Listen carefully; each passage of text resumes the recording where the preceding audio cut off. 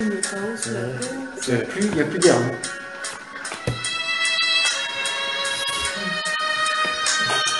C'est sur YouTube. Là, c'est la chanson, ouais. Mais je vous jure. En fait, ils font passer beaucoup de messages au travers de leur... Oui, mais des fois, ils sont bêtes. Hein. Des fois, ils font des films, ils savent pas que... Non, ils sont pas bêtes, ils sont pas bêtes, ils savent que c'est pour les initiés. Mais parfois, Dieu utilise même ça vendre une... C'est ça que je veux dire. C'est ça que je veux dire. Ce que je dis qu'ils sont bêtes, c'est que des fois, ils font un truc, mais quand on est chrétien, on reçoit un message. Je suis sûr qu'il y en a, et des fois, ils savent pas qu'il faut faire passer un message aux chrétiens. Dieu, il... Mais ce film, il y a cette musique là dans le film. Mais tout est compté là. L'eau, l'eau, on ne trouve plus. On trouve plus l'eau. Quand je vois mes enfants là, gaspiller l'eau, en plus, moi qui fais des missions en Afrique, je vois la galère dans certains endroits. C'est ça, si on va à la capitale du pays africain, tout va bien. Mais quand on va à la campagne. C'est pas pareil. Oui, c'est ça ici. Comment? Réalisé en 2010 par Albert Hughes, Alan Hughes, Denzel Washington, Gary Oldman, Mila Kunis. Eli le solitaire et la belle Solara. Et cette image, ça me dit rien. Les dictateurs dans une Amérique en ruine. Il y a plus à... Dans le film, il n'y a plus à manger. Dans le film, il commence, là, quand il commence, il chasse. Il chasse pour manger. Et il n'y a plus d'histoire d'argent. Si je veux de l'eau, je vais te proposer ce que j'ai. Alors ça peut t'intéresser peut-être. Je peux avoir trouvé un zippo, un briquet, un truc. En fait, on revient à une époque de troc. Moyenâgeux. En fait, quand on voit ce film, on se dit waouh, tout ce qu'on a pu connaître là, la télé, la civilisation, téléphone portable, là, non mais c'est même plus la peine. Là. La seule chose qu'il a de moderne, c'est son MP3 pour écouter la musique. Ouais. Mais il galère, parce que des fois la batterie est vide, donc il faut qu'il trouve pour la recharger. Et pour recharger la batterie, il faut payer, donc il faut troquer. Oh, il vit des trucs là-dedans, c'est sûr. Et je vous parle pas du cannibalisme, parce que forcément qu'il y en a qui cannibalisent. Ouais.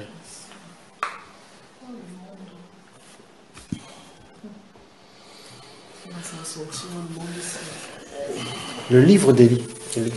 Le livre d'Élie. La Bible déclare que notre vie, notre planète n'est pas ici. Notre domicile n'est pas ici. Comment tu vas? C'est le cugno.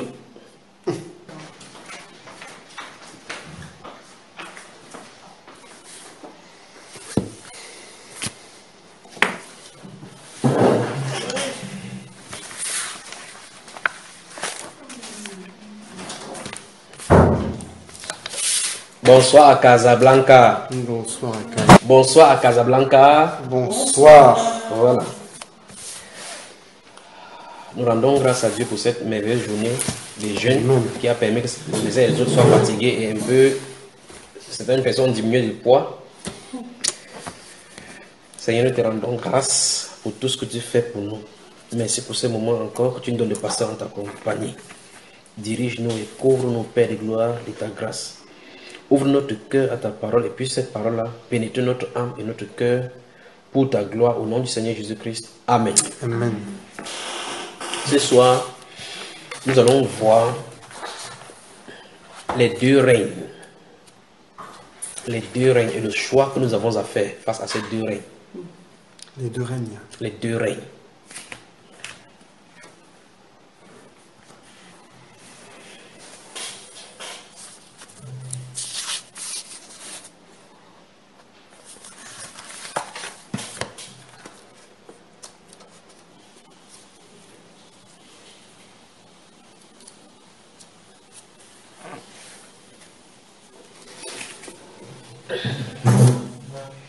On peut commencer.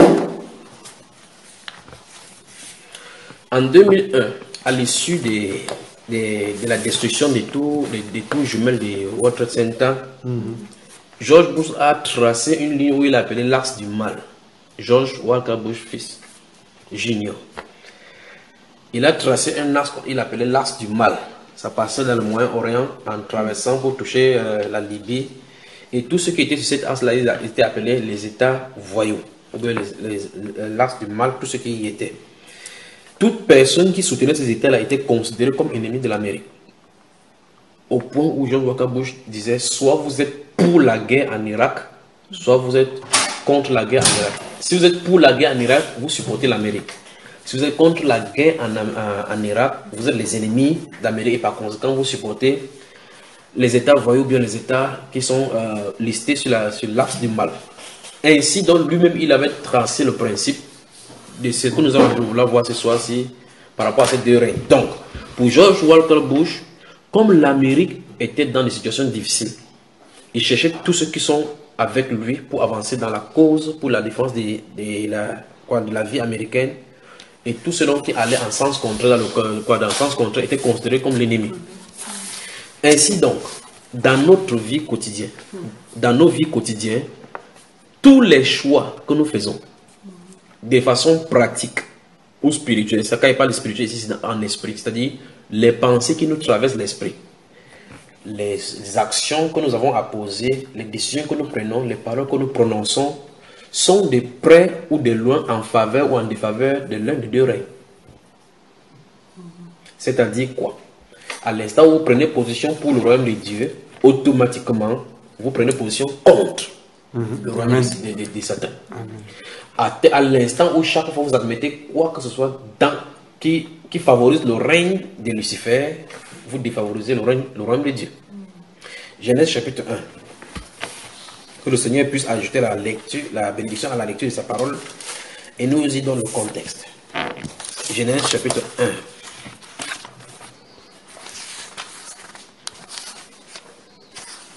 C'est ce message qui va conduire à la prière pour ta délivrance. C'est ce message. Amen. Ouais. Amen. Ouais, c'est de ce message dont il est question. Les deux règnes.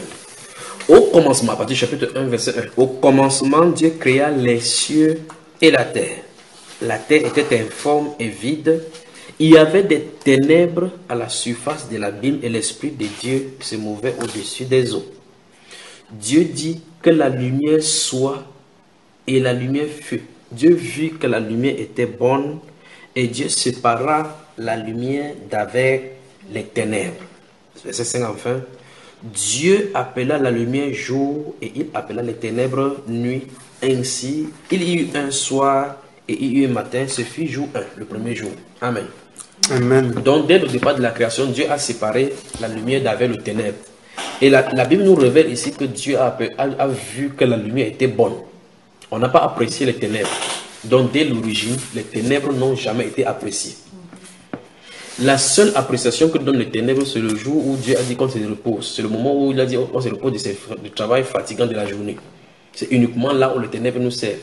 Pas les ténèbres de l'esprit, les ténèbres de l'obscurité, de la noirceur, tout simplement. En dehors des ténèbres de la noirceur se trouve l'obscurité. Parce qu'il y a l'obscurité dans les ténèbres. Vous savez ça, non? Vous savez ça? Ok. Jude.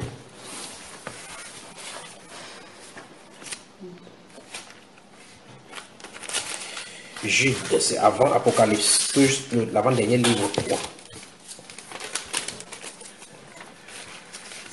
Jude.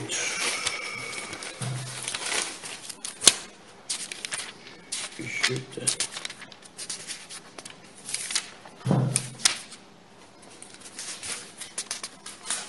Jude, oui. Jude.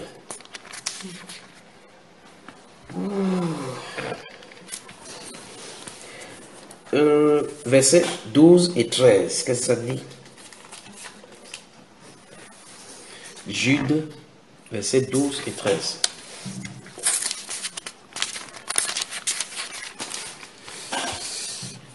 Ce sont des taches dans vos agapes, faisant imprudemment bonne chère, se repaissant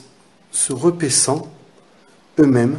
Ce sont des nuées sans eau, poussés par les vents, des arbres d'automne sans fruits, 2 fois morts, déracinés, des vagues furieuses de la mer, rejetant l'écume de leur impureté, des astres errants auxquels l'obscurité des ténèbres est réservée pour l'éternité. Donc il y a différence entre les ténèbres et l'obscurité. là, dans ce passage, on a de parler des êtres spirituels. Des êtres spirituels qui y habitent. Alors, il y a le camp des ténèbres, le camp de la lumière. Il y a le règne des ténèbres et le règne de la lumière. Et il faut donc regarder leur manifestation dans nos vies quotidiennes. Après avoir noté, on va lire quelques passages dans le livre de Jean maintenant, chapitre 3. Jean, chapitre 3, et puis Jean, chapitre 9. On va lire successivement les deux. Jean, chapitre 3. Oh, voilà, nous y sommes. Jean, chapitre 3, puis Jean, chapitre 9.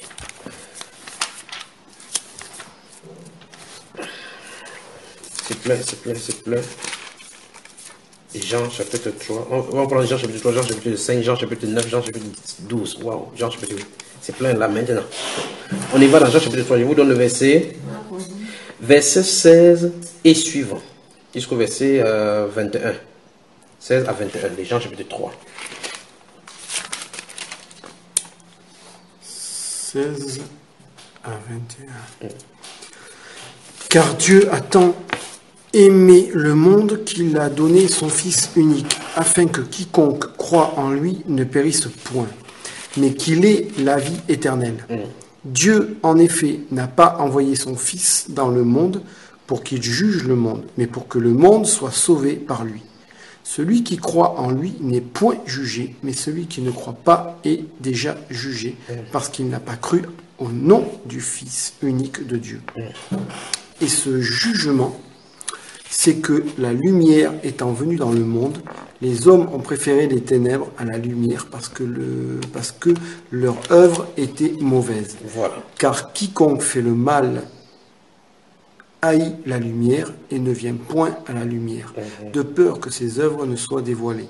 Mais celui qui agit selon la vérité vient à la lumière, afin que ses œuvres soient manifestées parce qu'elles sont faites en Dieu. Alors, ce passage est un peu plus clair par rapport encore à cela. Ça veut dire qu'il dit les actions que nous faisons nous prouvent si nous sommes des ténèbres ou nous sommes de la lumière. Ici, il dit Dieu a tant aimé le monde qu'il a donné son Fils, afin que quiconque croit, son Fils unique, beloved Son, afin que quiconque croit à lui ne périsse pas, mais qu'il ait la vie éternelle. Il dit Dieu, en effet, dans le verset 17, Dieu, en effet, n'a pas envoyé son Fils dans le monde pour qu'il juge le monde, mais pour que le monde soit sauvé par lui. Celui qui croit en lui n'est point jugé, mais celui qui ne croit pas est déjà jugé parce qu'il n'a pas cru au Fils unique de Dieu. Et ce jugement, parce que le jugement, c'est que la lumière étant venue dans le monde, comme on va voir dans le chapitre 8, verset 12, la lumière étant venue dans le monde, les hommes ont préféré les ténèbres à la lumière, parce que leurs œuvres étaient mauvaises. Ça commence à poser problème, ces versets, ça pose des problèmes. Il dit, la lumière étant venue dans le monde, quand il parle de lumière, il parle de qui? Au milieu de quoi? Moi, je pensais au jour. Au jour. Enfin, il y a la lumière du jour qui est différente de ce qu'il a dit ici. Bon, regardons donc ceci. Allons au chapitre 8, puis avant de revenir là-dessus. Parce qu'il faut bien saisir ces choses-ci. Chapitre 8 de Jean. Jean chapitre 8. John chapter 8, verset 12. Qu'est-ce que ça dit? Jean chapitre 8, verset 12. Parce que là, on va voir la définition de cette lumière-là. Allons-y. Jésus leur parla de nouveau et dit, « Je suis la lumière du monde. Celui qui me suit ne marchera pas dans les ténèbres, mais il aura la lumière de la vie. » Donc, il s'est défini ici, pas comme la lumière du jour qui est là, le soleil. Il s'est défini comme étant cette personnification de la lumière. Alors, dans ce verset 19 de Jean chapitre 3, il dit, et ce jugement, c'est que la lumière étant venue dans le monde. Donc nous voyons effectivement qu'il ne peut pas s'agir de la lumière du jour, parce qu'avant qu'il vienne, avant qu'il naisse, il y a le jour et la nuit, le jour et la nuit, le jour et la nuit. Donc là, il a parlé de quelque chose de spécial, bien quelqu'un de spécial ici. Il dit, ce jugement, c'est que la lumière étant venue dans le monde. Donc la lumière est venue. Lorsqu'il a parlé, la lumière est venue. Donc, initialement, il n'y avait pas cette lumière là dans le monde. Il y avait la lumière du jour, la clarté. Cette lumière qui est clarté, qui était son symbole à lui, qui viendrait pour éclairer et faire dissiper les ténèbres. Il dit, et ce jugement, c'est que la lumière étant venue dans le monde, les hommes ont préféré les ténèbres à la lumière. C'est terrible. Donc, dans leur, et il va expliquer par rapport à leurs œuvres maintenant, il dit, comme la lumière est là, pourquoi le Seigneur est venu? Pour manifester et faire ressortir dénoncer en quelque sorte les œuvres des ténèbres. Pour montrer qu'en fait, il y a quelqu'un d'autre en dehors de moi que vous allez servir alors que ce n'est pas ce que vous êtes censé faire. Et le verset 20 dit, car quiconque fait le mal hait la lumière. Ah, oui, ça veut dire que vous faites le mal, si on fait le mal, on hait le Seigneur Jésus. Parce que la lumière ici, il s'agit de lui, non? Comme on l'a lu, c'est Jean chapitre 8, verset 12, et chapitre 12 également, verset 35. Ici il dit, car quiconque fait le mal hait la lumière, et ne vient point à la lumière, de peur que ses œuvres ne soient dévoilées. Nous parlons là, chaque fois dans nos conversations, de toutes ces choses que les grands de ce monde sont en train de tramer dans les ténèbres. C'est pour cela qu'ils font tout pour éloigner la Bible, éloigner les gens de Jésus, et ils ne veulent pas en entendre parler. Parce que le simple nom de Jésus dénonce les œuvres. Puisque quand le Seigneur Jésus était là, il était là pour dénoncer les œuvres des ténèbres. Mais celui qui agit selon la vérité vient à la lumière, afin que ses œuvres soient manifestées, parce qu'elles sont faites en Dieu. Ça veut dire que tout ce que le Seigneur Jésus a conçu, ça ne se cache pas, c'est au-dessus et au vu de tout, et ce n'est pas caché. On peut continuer. Allons dans le livre des Jean, continuons dans le livre des Jean là, chapitre 19. Bien, prenons le chapitre. Oh, c'est beaucoup là. Alors, prenons le chapitre 14. Est-ce que je vais pouvoir lire cette Bible ici là maintenant? Chapitre 14. Chapitre 14, verset 29 à 31. 31? Oui. Chapitre 29 à 31. Allons-y. Et maintenant, je vous ai dit ces choses avant qu'elles arrivent, Oui. afin que, lorsqu'elles arriveront, vous croyiez. Je ne parlerai plus guère avec vous, car le prince du monde vient. Il n'a rien en moi, mais afin que le monde sache que j'aime le Père et que j'agis selon l'ordre que le Père m'a donné. Levez-vous, partons d'ici. Voilà. Nous voyons ici que le Seigneur il dit ne parlera plus guère au verset 30, parce que le prince du monde vient. Mais c'est Jésus qui parle là? Oui, c'est celui qui parle depuis le verset 1. Donc ce qui ne m'étonne pas, mais c'est qui dans ces cas-là le prince? Oui. Parce que on pourrait croire sur le coup que le prince c'est Jésus. En fait, lui aussi c'est un prince. Mais ici ce prince-ci, c'est le prince du monde. Et ce monde, c'est le monde des ténèbres. Donc il a parlé là du prince des ténèbres. Ouais, Il a exclamé là vraiment comme un bamileke.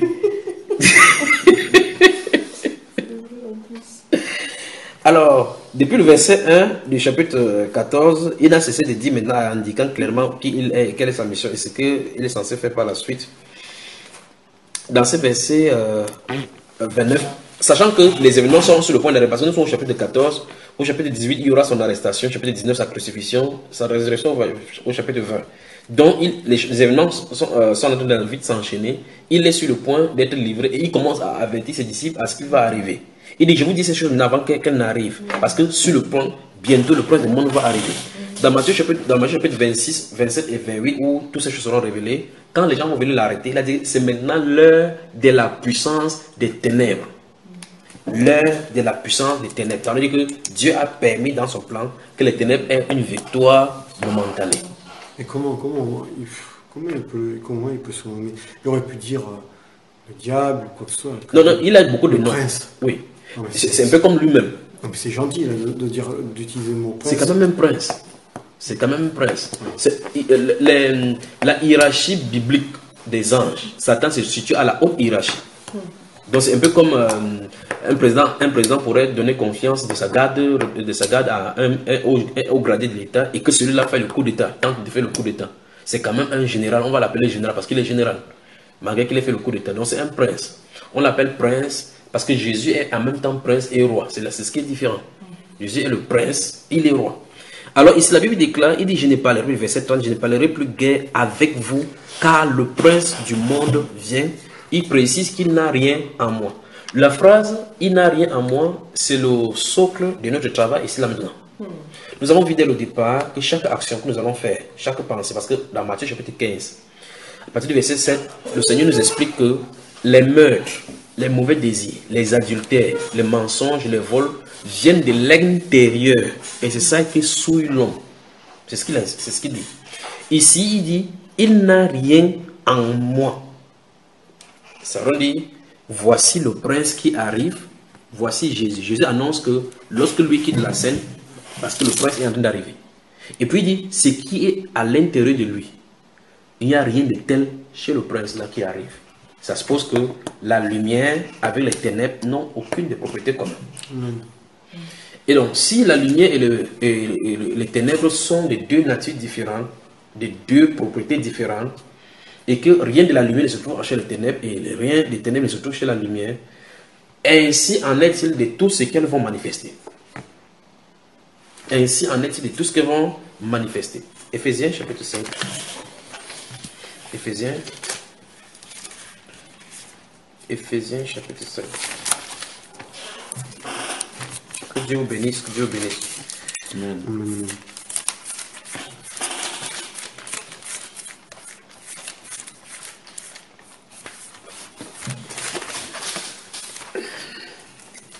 Éphésiens, c'est tout juste devant, après 1 Corinthiens, donc Jean, après les apôtres romains, 1 Corinthiens, 2 Corinthiens, Éphésiens.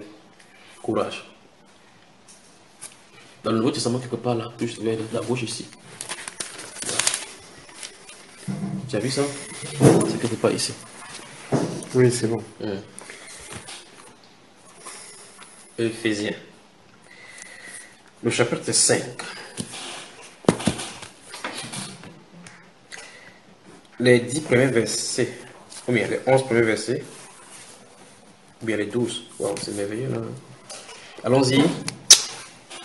Devenez donc les imitateurs de Dieu comme des enfants bien-aimés, Oui. et marchez dans la charité et l'exemple de Christ, qui nous a aimés et qui s'est livré lui-même à Dieu pour nous comme une offrande et un sacrifice de bonne odeur. Oui.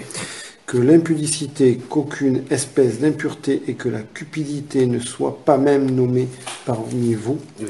ainsi qu'il convient à des saints, qu'on n'entende ni paroles déshonnêtes, ni propos insensés, ni plaisanteries, choses qui sont contraires à la bienséance, qu'on entende plutôt des actions de grâce, car sachez-le bien, aucun impudique ou impur ou cupide, c'est-à-dire idolâtre, n'a d'héritage dans le royaume de Christ et de Dieu. Oui. Que personne ne vous séduise par de vains discours, c'est à cause de ces choses que la colère du Dieu vient sur les fils de la rébellion. N'ayez donc aucune part avec eux. Autrefois, vous étiez ténèbres et maintenant vous êtes lumière dans le Seigneur. Marchez comme des enfants de lumière, car le fruit de l'esprit consiste Le fruit de la lumière. Verset 9 là. Oui. Le fruit, on a écrit quoi là? Car le fruit de La lumière, c'est ça? Car le fruit de l'esprit... C'est ce qui est écrit dans ta version là. Oui, Ok. oui. Parce que marchez comme des enfants de lumière, Oui. car le fruit de l'esprit consiste en toutes sortes de bonté, de justice et de vérité. Oui.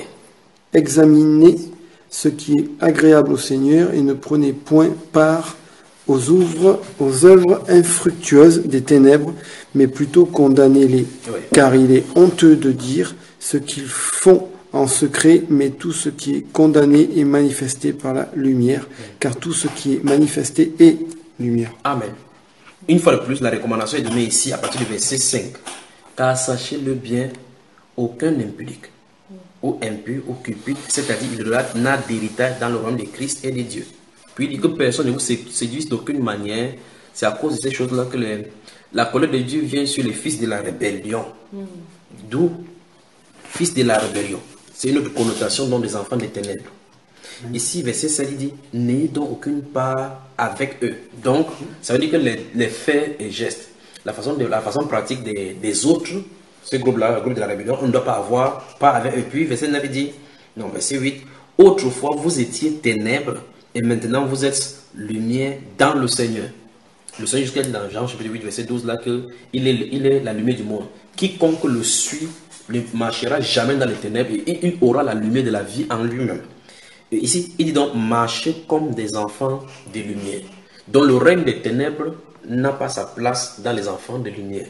Ainsi, le règne de lumière n'a pas sa place dans les enfants des ténèbres. Autrement dit, chaque personne doit donner l'expression du royaume dans lequel il appartient. Il dit ici, verset Verset 9, car le fruit de la lumière, le fruit de l'esprit, consiste en toutes sortes de bonté et de justice et de vérité. Et puis on donne un commandement d'examiner ce qui est agréable au Seigneur. Ça veut donc dire que ceux qui se targuent être des Christ et appartiennent au Christ doivent se poser la question chaque jour de façon journalière. Les pensées qui me traversent, la façon dont je m'exprime, la façon dont je marche, les actes que je pose, sont-ils en conformité avec les œuvres de la lumière? Et puis il dit, ne prenez point part aux œuvres infructueuses des ténèbres. Donc je dois faire l'examen chaque fois pour savoir si tout ce que je suis en train de faire, tout ce que je suis en train de penser, tout ce que je suis la façon d'agir est conformément à la lumière. Si c'est une œuvre de la lumière, pour ne pas manifester les œuvres des ténèbres tout en pensant servir ou bien en pensant être dans la lumière. Ici il dit, ne prenez point part aux œuvres infructueuses des ténèbres, mais condamnez-les. On ne doit pas prendre part. Donc ça dit les ténèbres avec nous. La façon des ténèbres, autrement dit, on ne doit pas faire place à Satan et d'œuvrer au travers de nous. Le Seigneur, en quittant le monde, a bien signifié qu'il n'y a rien de lui en moi. Donc on doit se poser la question, y a-t-il quelque chose comme un socle sur lequel Satan peut se placer pour nous exiger devant le Seigneur, pour nous frapper, pour nous cribler? Si c'est oui, il faut s'en débarrasser. C'est ici donc, c'est à cet instant-ci, c'est à ce niveau-ci que se situe la délivrance. Écoutez très attentivement. Voici le niveau même de délivrance. Je vais expliquer encore vraiment plus profondément. La délivrance consiste, comme par exemple Moïse est venu délivrer les Juifs de l'Égypte. La délivrance consiste à sortir quelqu'un qui était dans une situation de captivité et qui se trouve quelque part où il ne peut pas s'en sortir. La délivrance consiste à le faire sortir de là-bas pour franchir la ligne de liberté. C'est en cela la délivrance. Dans Colossiens chapitre 1, parce que puisque nous sommes très proches, lisons cela avant. Lisons. Dans Colossiens, touche devant là. Touche devant. Donc, les deux livres après. Colossiens. Je suis Colossiens. Oui, tu y es déjà? Oui. Ok, c'est bon, c'est bon. Colossiens, chapitre 1, le verset 12 et 13.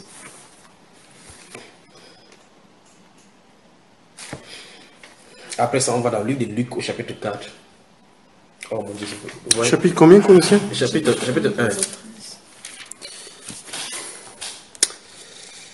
1. Rendez grâce au Père qui nous a rendus capables d'avoir part à l'héritage des saints dans la lumière, qui nous a délivrés de la puissance des ténèbres et nous a transportés dans le royaume du Fils de son amour. Voilà, c'est bon. Donc, s'il n'y a pas cette délivrance, on va continuer à servir les ténèbres. Donc, en fait, il y a deux règles. Il dit ici, rendez grâce au Père qui vous a rendu capable d'avoir part à l'héritage des saints. Il dit, dans la lumière. Il dit, Dieu nous a délivrés de la puissance des ténèbres et nous a transportés dans le royaume du Fils de son amour. Ça, c'est exactement ce dont le Seigneur Jésus-Christ parlait dans Jean chapitre 8, en disant que si le Fils vous a franchi, vous libère, vous voyez, vous délivre, vous serez réellement libre, parce qu'on est en captivité. Et la principale chose avec laquelle Satan nous captive dans les ténèbres, c'est le péché. Et c'est pour ça que dans ces Éphésiens chapitre 5, nous lisions tout à l'heure, il a dit que dans les enfants de lumière, marchez comme les enfants de lumière, loin de toutes ces choses-ci, que ça ne soit pas nommé au milieu de vous, ainsi qu'il convient aux saints. Ça ne doit pas se nommer. Autrement dit, on doit regarder s'il y a la trace de ces choses-là en nous. Dans Luc chapitre 4, versets 16 et 17, la Bible déclare que le Seigneur Jésus est entré selon sa coutume. Je crois que je vais aller vite pour qu'on traverse, parce qu'on a lu ces passages-là. La Bible déclare qu'il entra selon sa coutume dans la synagogue. On lui remet le livre. Il ouvrit l'endroit où il est écrit dans le prophète Isaïe, l'Esprit du Seigneur est sur moi. On a lu ça une de ces fois ici. Le Seigneur m'a oint pour annoncer la bonne nouvelle aux malheureux, pour guérir ceux qui ont le cœur brisé, il dit pour délivrer les captifs. Pour délivrer les captifs. Et c'est la même mission, justement, qui va donner à l'apôtre Paul. Lisons cela dans le livre des Actes des Apôtres, rentrons. Donc le règne des ténèbres et le règne de la lumière. Chaque personne doit choisir son camp. Il dit quel livre là maintenant? Actes des Apôtres. Actes des Apôtres. Chapitre 22. Oui. Prenons le chapitre 26 même. Prenons le chapitre 26 d'Actes des Apôtres.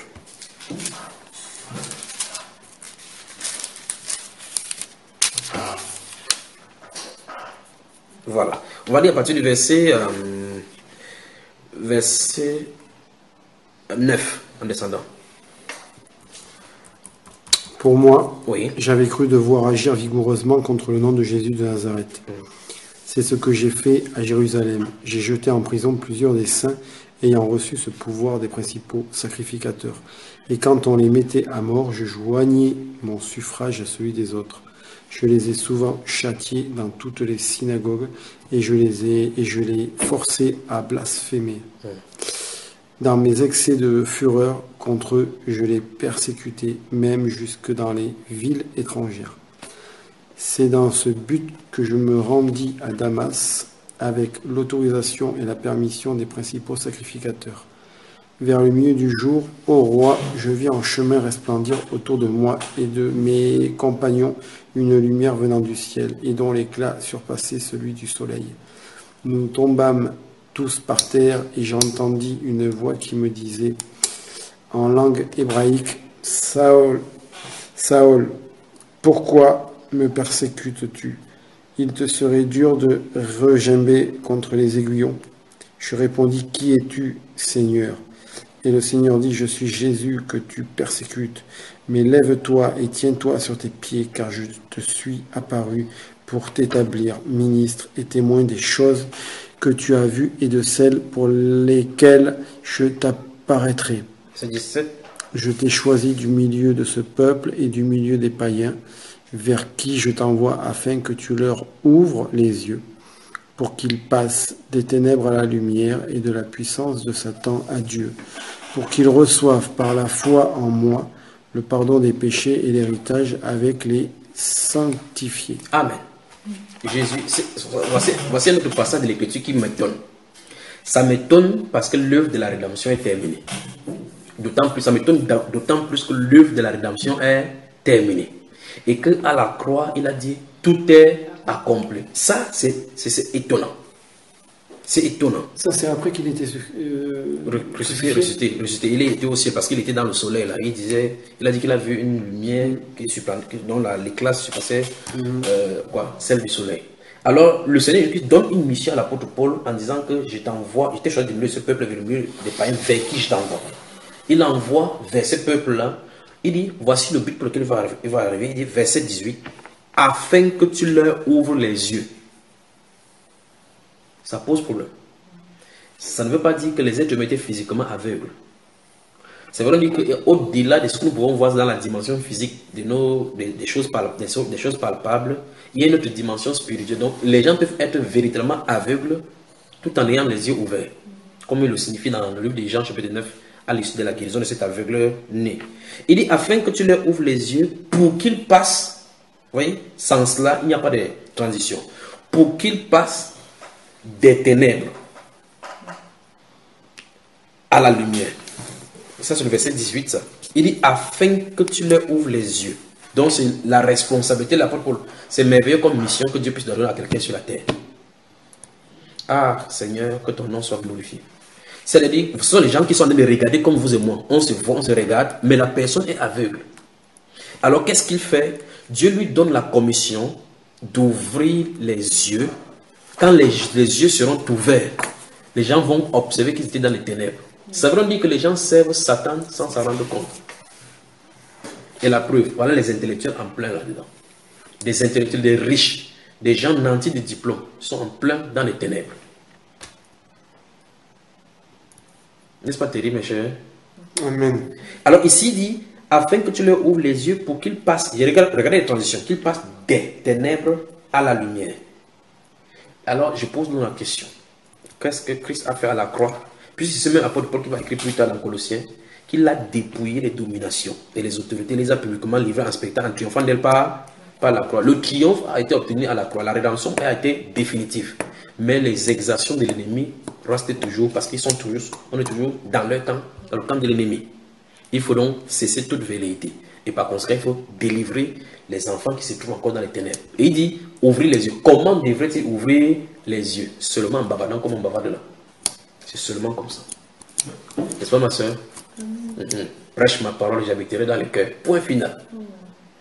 Tu dis, ah, donc c'est ce qui s'est passé, je ne savais pas ça. C'est ouvert. Tu dis, à partir de maintenant, je vais prêter attention maintenant. Il est entré. Il dit, afin que tu leur ouvres les yeux pour qu'ils passent des ténèbres à la lumière et de la puissance de Satan. Tu as dit tout à l'heure, il y a cela 2 jours qu'il y avait un pasteur qui est venu, il a dit, Désormais, on ne parle plus de Satan ici, on ne parle plus. Mais ici, Jésus lui donne la mission qu'il faut qu'on délivre les gens de la puissance de Satan. Si tu ne parles pas de Satan, ça se passe on fait comme si on veut ignorer la puissance de Satan. Vous ne pouvez pas être sur la terre en ignorant la puissance de Satan parce que c'est lui le maître du monde. Il a les tactiques, il va falloir prêcher ça aux enfants de Dieu que le maître du monde en train de faire comme ça. Faites attention ici. La Bible déclare que nous savons dans 1 Jean chapitre 5 verset 19 que nous savons que nous sommes des dieux et que le monde actuel est sous la puissance du malin. Et l'apôtre Paul va même plus loin en disant que car nous n'ignorons pas ses desseins. Donc il connaissait les desseins de Satan. Il connaissait que c'est le plan de Satan, c'est pour la destruction de ses enfants. C'est quoi le passage? 1 Jean chapitre 5, premier épître de Jean. Premier épître de Jean, chapitre 5, le verset 19.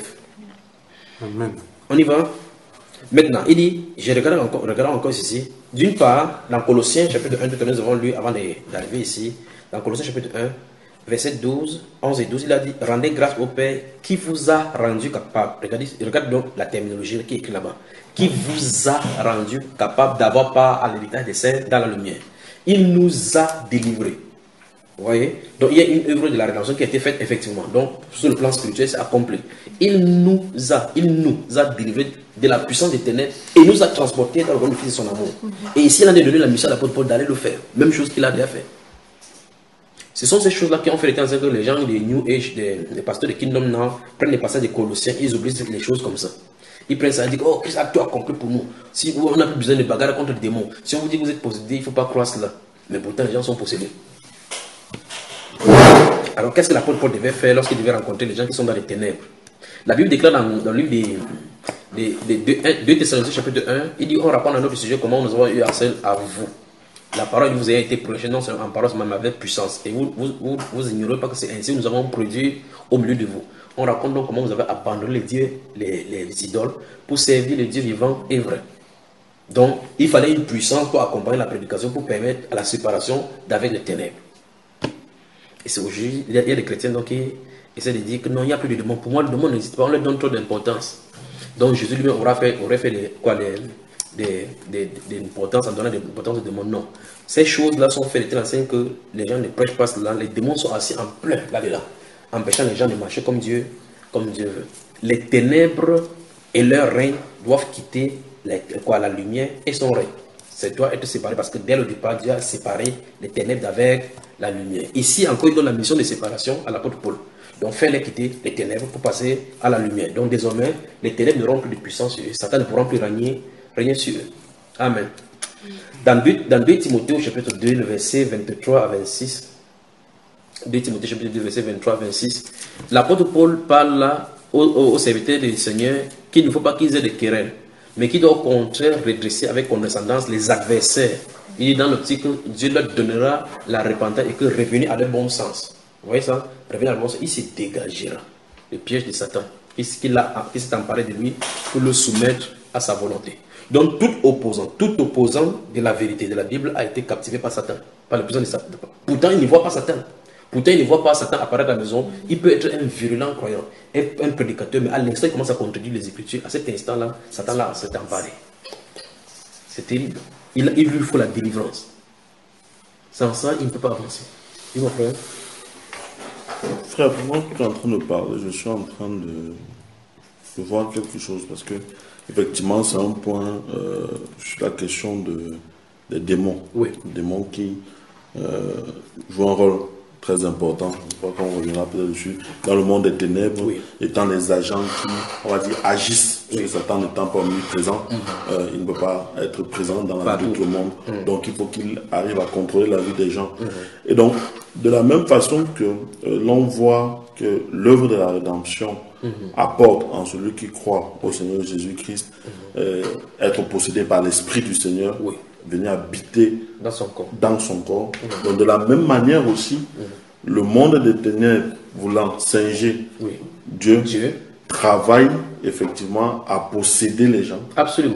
Par les démons. Absolument. Ce qui fait qu'au travers de différents actes, oui, que les gens peuvent poser, oui, anodinement, sans même s'en rendre compte, oui, ils se font posséder, absolument, par les démons. Absolument. D'où donc effectivement la nécessité très souvent de la délivrance.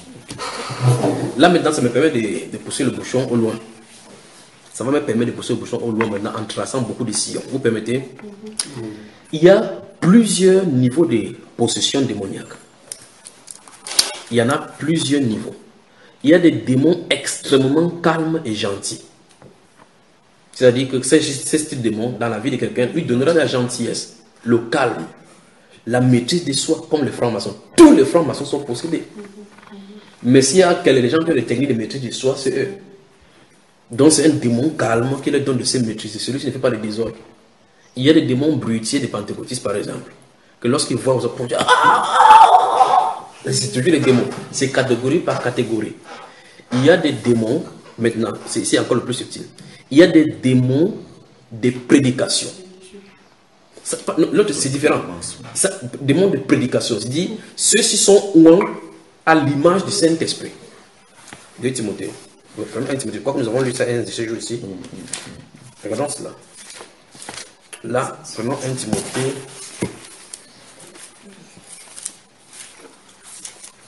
Souvenez-vous maintenant, cette dernière catégorie que je viens de citer là. Cette dernière catégorie que je viens de citer, l'imposition de main ne les délivrera pas. Il faut que Jésus-Christ les apparaisse. Sans ça, ils ne seront jamais délivrés. Alors, maintenant, 1 Timothée. 1 Timothée. Chapitre 4. Nous avons lu ça un de ces jours. Je crois que quand nous voyons le problème d'Israël. Chapitre 4 de 1 Timothée. Puis après ça, nous allons aller dans 2 Pierre. 1 Timothée chapitre 4. On y va. Verset 1. Verset 1, oui. Mais l'Esprit dit expressément que dans les derniers temps, quelques-uns abandonneront la foi pour s'attacher à des esprits séducteurs et à des doctrines de démons par l'hypocrisie de faux docteurs portant la marque de la flétrissure dans leur propre conscience. Vous voyez comment le niveau où le Saint-Esprit a positionné ça ici. Si on commence du dernier verset, du bas vers le haut, on commence à voir qu'il y aura des gens qui vont venir appeler des docteurs qui ont la marque de flétrissure dans leur propre conscience. C'est-à-dire que leur conscience est faite avec le bureau de fer, c'est terminé, c'est scellé pour l'enfer. Et ces personnes-ci sont loin d'un certain esprit, appelé esprit démoniaque, et ils vont enseigner par cet esprit-là pour séduire, pour pousser les gens à quitter la voie de la vérité. Donc c'est les prédicateurs possédés. Pas possédés au style où ils ont fait l'erreur avant que les démons aient entré. Ça, c'est le plus haut niveau de la possession ici. Parce qu'ici, il limite, avec ça, donc, il limite le Saint-Esprit. Parce qu'eux, ils produisent le miracle sur la scène. Ils produisent les prophéties sur la scène au point où ça peut sembler être vrai comme le Saint-Esprit. C'est terrible. Voici le plus haut sommet de la possession. Donc les démons se manifestent donc en plusieurs catégories. Des gens qui ont des courbatures à cause des démons, des gens qui ont des maladies jetées par les sorts, des gens qui ont été visiter les marabouts et que les démons sont entrés par l'issue du fait qu'ils sont allés ouvrir leur propre champ des vies spirituelles aux démons. D'autres qui sont nés dans une famille idolâtre et que l'idolâtrie familiale les a pris, c'est autre niveau. D'autres, les démons d'idolâtrie religieuse, ceux qui vont dans des grottes telles que Lourdes, qu'ils adorent au travers de la croix, d'une croix ou bien d'un crucifix, adorent des démons et par conséquent sont possédés par ces choses-là. C'est plusieurs catégories, mais voici la plus grande des catégories. Parce que ici, il faut être prophète pour affronter ceci. Parce qu'on ne peut ici, s'ils doivent être délivrés, c'est Jésus-Christ en personne qui doit être premier devant eux. C'est rare. Ouais. Donc c'est extrêmement rare parce qu'en réalité, on dit qu'ils portent la marque de la flétrissure dans leur propre conscience. 2 Timothée, 2 Pierre, avançons devant là. Donc nous parlons des règnes des ténèbres et des règnes de la lumière. Et chacun doit choisir son camp et sa position. Et manifestement, on voit sur la scène publique, et sur le paysage religieux, comme si ce sont ceux qui dominaient pour l'instant. Parce que la voix du Saint-Esprit est rare et ne se fait même pas comprendre, ne se fait même pas entendre. Parce qu'ils ont pignon sur eux, ils sont en majorité en principe. Lisons chapitre 2, à partir du verset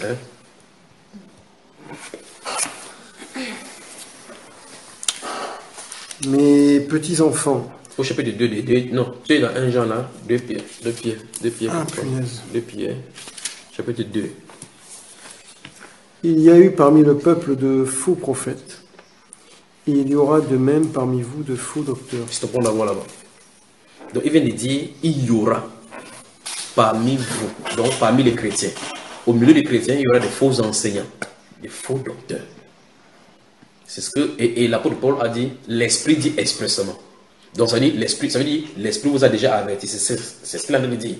L'esprit vous a déjà averti qu'on ne peut pas changer ces choses-ci, il y aura. Il y aura parmi vous des faux docteurs, oui. Qui introduiront des secrets pernicieux. Des sectes, oui. Je crois que ton écriture est assez petite. Hein. Qui introduiront des sectes pernicieuses et qui, reniant le maître qui les a rachetés, attireront sur eux une ruine soudaine. Oui. Plusieurs les suivront dans leur dissolution et la voie de la vérité sera calomniée à cause d'eux. Oui. Par cupidité, ils trafiqueront de vous au moyen de paroles trompeuses, eux que menace depuis longtemps la condamnation et dont la ruine ne sommeille point. Voilà. Donc, la Bible déclare que le trait commun pour les reconnaître, c'est la cupidité. Le verset 3 commence par deux mots, par cupidité. Par cupidité. Donc, la source, leur inspiration, le standard, le socle de leur ministère, c'est la cupidité. Il dit par cupidité, ils trafiqueront de vous. Donc, ils vont trouver des paroles pour pouvoir te tourner en rond, tourner en rond. Il faut acheter le livre, acheter telle chose, ça va te donner une bénédiction. Après, telle chose, par cupidité, ils trafiqueront de vous au moyen des paroles trompeuses. Donc, il a donné les signes pour les reconnaître. Maintenant, il y a une chose qu'il dit dans le verset 1, il dit qu'il réunit le maître qui les a rachetés. Mais pourtant, on a dit que c'est le faux docteur. C'est quand même amusant, la Bible. La question que j'ai déjà anticipée sur la question que j'avais posée. Donc, il les a rachetés. Oui. Il renie qui? Il réunit le maître qui les a rachetés. Ah, non, on parle de Jésus ici. On dit, ces enseignants-là réunissent la façon par leur enseignement, ils réunissent là le maître. Et on signifie que ces maîtres-là les a rachetés. C'est quand même curieux. Or, pourtant, on nous a dit que ce sont les gens qui portent la marque de fiducie dans leur propre conscience. En bas, ici, on va parler que ce sont des astres errants. Ils sont nés pour être pris et jetés dans le feu. C'est ce qu'on a dit d'eux. Mais on dit qu'il les a rachetés. Pourquoi? Parce qu'en fait, le Seigneur Jésus-Christ n'a pas payé seulement pour le péché de son peuple. Il a payé pour tous les péchés qui se soient passés sur la terre. C'est pour tout le monde qui soit passé sur la terre, en réalité. Sinon, une partie de la terre, une partie de l'univers sera sans rédemption. Et Jésus les a rachetés. Oui. C'est-à-dire qu'il les a pardonnés. En fait, le péché de tous sont pardonnés. Mais par incrédulité, maintenant, on n'y entre pas. De quoi? Tu vas aller doucement. Parce que oui, d'accord, bon, ok, admettons, Jésus les pardonne. Oui. Il continue à faire des dégâts. C'est pour montrer effectivement qu'il n'accepte pas le pardon du Seigneur Jésus.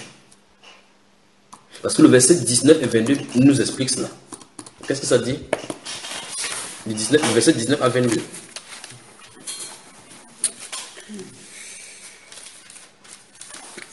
Ils leur promettent la liberté quand ils sont eux-mêmes esclaves de la corruption.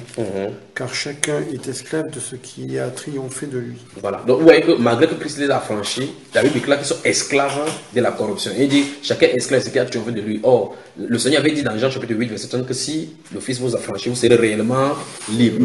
Donc le Fils les a rachetés par rapport à leur péché, mais ils sont esclaves encore, ça les a toujours triomphé. Le péché. Oui, mais dans ces cas-là, c'est ce que je comprends pas, c'est pourquoi le mal continue dans ces cas-là. En fait, c'est parce qu'il y a les agents du mal. C'est ça que nous devons voir qu'il y a les agents des ténèbres sur la terre, il y a les agents de la lumière sur la terre, et les agents des ténèbres sont plus nombreux parce que c'est leur heure de domination. Et pourquoi il ne les délivre pas? Puisqu'il n'y a que Jésus qui peut les délivrer. Nous touchons donc maintenant à notre niveau de l'évangile, c'est les deux semences. Il y en a deux lignées sur la terre, d'autres qui appartiennent à Dieu, d'autres qui n'appartiennent pas à Dieu.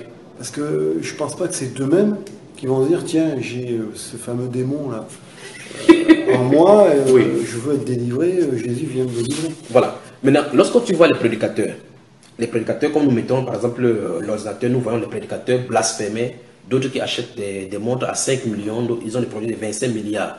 Lorsque tu regardes l'image de ces prédicateurs en regardant la Bible, tu penses que ça peut être un prédicateur de la Bible? Est-ce que le Seigneur qui a envoyé les disciples ici a envoyé celui-là? La question maintenant c'est, alors, si tu vas vers lui avec la Bible, il va prendre des versets dans cette Bible-ci pour essayer de te tourner dans le phare. C'est ça le problème. Là, il faut maîtriser la Bible pour contrer ce qui va... Non seulement maîtriser la Bible, eux, ils font ça avec l'esprit. Parce que la Bible déclare par l'hypocrisie des faux docteurs, précisément parce qu'on dit que les esprits séducteurs et les enseignements des démons. Donc ils sont vraiment loin d'un esprit. Et quand ce sont les esprits, l'intellect ne suffit pas pour les contrer. Chez un marabout, par exemple, quand tu t'assois sur un marabout qui a l'esprit, il peut te dire que ton nom c'est tel. Pourtant, c'est un être de chair comme toi. Ça, c'est un esprit qui vient donner le renseignement. Ouais. Là, tu ne peux pas essayer de le contrer par ton intelligence. Parce que quand tu vas vouloir faire telle chose, tu vas dire qu'est-ce que j'ai en main. L'esprit là lui dit qu'il a le big rouge. Il te dit que tu as le big rouge. Comment tu vas faire? Donc, ici, on confronte l'esprit avec l'esprit. Au-delà d'avoir la connaissance de l'ivresse de l'écriture, il faut le Saint-Esprit. C'est le Saint-Esprit seul qui peut le mettre en faute. Parce que le Saint-Esprit qui peut le pousser en faute pour le mettre en spectacle. Sans cela, tu ne peux absolument rien. La preuve en est qu'ils sont là. On vient de voir quelqu'un là qui a la carte. Là où vous mettez la carte bancaire. Il finit de dire que celui qui va mettre l'argent important ce soir, que Dieu se souvient de lui. Il ne peut pas dire que Satan se souvient de lui. Il ne peut pas dire. Mais ce qu'il a fait, il sait dans sa pensée que c'est de la fausseté. Et comment sait-on quand on a le Saint-Esprit? Bonne question. Je crois que tu as des bonnes questions, des bonnes questions. J'ai compris qu'il fallait être délivré. Oui. Il fallait être baptisé. Oui. Mais après? Le Saint-Esprit. Il sort dans la porte. C'est ça que c'est compliqué de savoir si on a le... Non, tu vas savoir. Et je crois que ce sera l'un des thèmes dans cet enseignement demain. Comment savoir qu'on a le Saint-Esprit? Quand est-ce qu'il est là? D'accord? Il faut comprendre le temps dans la Bible pour voir cela. C'est ça. S'il y a une ère où les chrétiens ne doivent pas vivre sans ça, c'est cette ère-ci. C'est dangereux. Il y a deux choses qui parlent souvent dans les églises en France. Saint-Esprit est né de nouveau. En fait, les deux sont liés. Mais comment, oui, mais je veux dire, on ne nous explique pas, on va vous dire en prêchant, il faut naître de nouveau. Faut être né de nouveau. Et des fois, tu es né de nouveau. Ouais, je suis tombé sur pile là. Ouais. C'est fou. C'est ce que je disais l'autre jour. Des fois, ils nous posent des questions. Est-ce que tu es né de nouveau? Ou est-ce que Dieu t'a visité? Il m'a visité, c'est-à-dire. Je dormais, il est arrivé, il y a une lumière. Nous allons voir tout ça dans la parole. Et ce sont des grands thèmes de la Bible qu'il est important qu'on voit et qu'on dissèque maintenant en mettant le faux. On essaie de nettoyer le faux du vrai. Mais en toi, des fois, on se trouve dans les règnes des ténèbres. Parce que même s'il y a confusion dans ce domaine-là, l'ennemi a intérêt à ce qu'il y ait de confusion. Parce que dans la confusion, lui, il règne. Et il continue à son avancée. D'où la nécessité de revenir à la doctrine telle que c'est prêché. Parce que si on s'en éloigne, on se trouve encore une fois de plus dans son périmètre. Lorsque les militaires, lorsque la Licorne, par exemple, s'en plante quelque part, ils mettent une barrière. Et ils mettent là-bas les tours pour pouvoir garder là-dessus. Des gens qui vont passer des tours de garde à rôle pour pouvoir surveiller l'ennemi qui ne peut pas y entrer. Alors, en sortant de la barrière pour aller quelque part, il faut avoir soit un objet de mission ou bien un but pour lequel tu sors. Et ça doit être signalé dans le camp pour savoir que nous sommes sortis de tel lieu pour tel lieu. C'est exactement la même chose avec la vie chrétienne. Notre camp a été tracé. On a dit qu'on ne va pas au-delà de ce qui est écrit. Ça, sorti d'ici, pour aller au-delà de ce qui est écrit, c'est s'aventurer sur le territoire ennemi, donc dans le règne de Satan. Il est maître de cela. Lorsque tu te trouves dans cet univers où il n'y a pas l'écriture, il peut te basculer et te balloter n'importe quelle direction. La personne qui ne peut pas vaincre, c'est la personne qui est loin de l'Esprit de Dieu et qui reste derrière, il est écrit. Et c'est cela qu'on va être entraîné. Oui, frère, il y a deux points sur lesquels je voudrais vraiment que, si possible, si le Seigneur donne notre direction pour y répondre prochainement. Sur le point du rachat du Seigneur. Aujourd'hui, on a deux tendances, de façon générale dans l'Église. Ceux qui pensent qu'on peut perdre le salut et que Dieu est venu sauver toute l'humanité dans son sens global et tous les hommes. Et ceux, effectivement, moi, qui ont compris que Dieu n'est pas venu sauver tous les hommes, toute l'humanité, bien que c'est écrit à plusieurs fois. Ça semble être dit ça.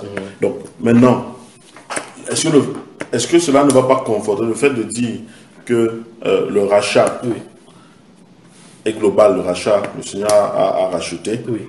Est-ce que cela ne va pas conforter l'idée des gens qui vont dire, mais voilà, tiens, il est effectivement venu racheter l'humanité et tous les hommes, et qu'il y a certains qui ont cru, Oui. et à d'autres qui n'ont pas cru.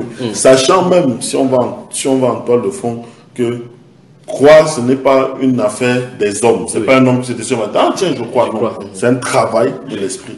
Si le Seigneur nous attire par lui, s'il nous appelle par lui, personne ne peut croire en lui. Quoi qu'il advienne, c'est quelque chose qui c'est ça qui fait la force de Dieu, c'est que c'est un don. C'est une grâce imméritée. Donc c'est un don immérité, une faveur imméritée. Donc, comment effectivement faire la part belle des choses, comment comprendre ces passages qui semblent être des contradictions. Oui, je permets que je revienne sur ce passage du verset 1 et 2 de 2 Pierre pour expliquer cela, et on va étayer cela dans cette explication-là.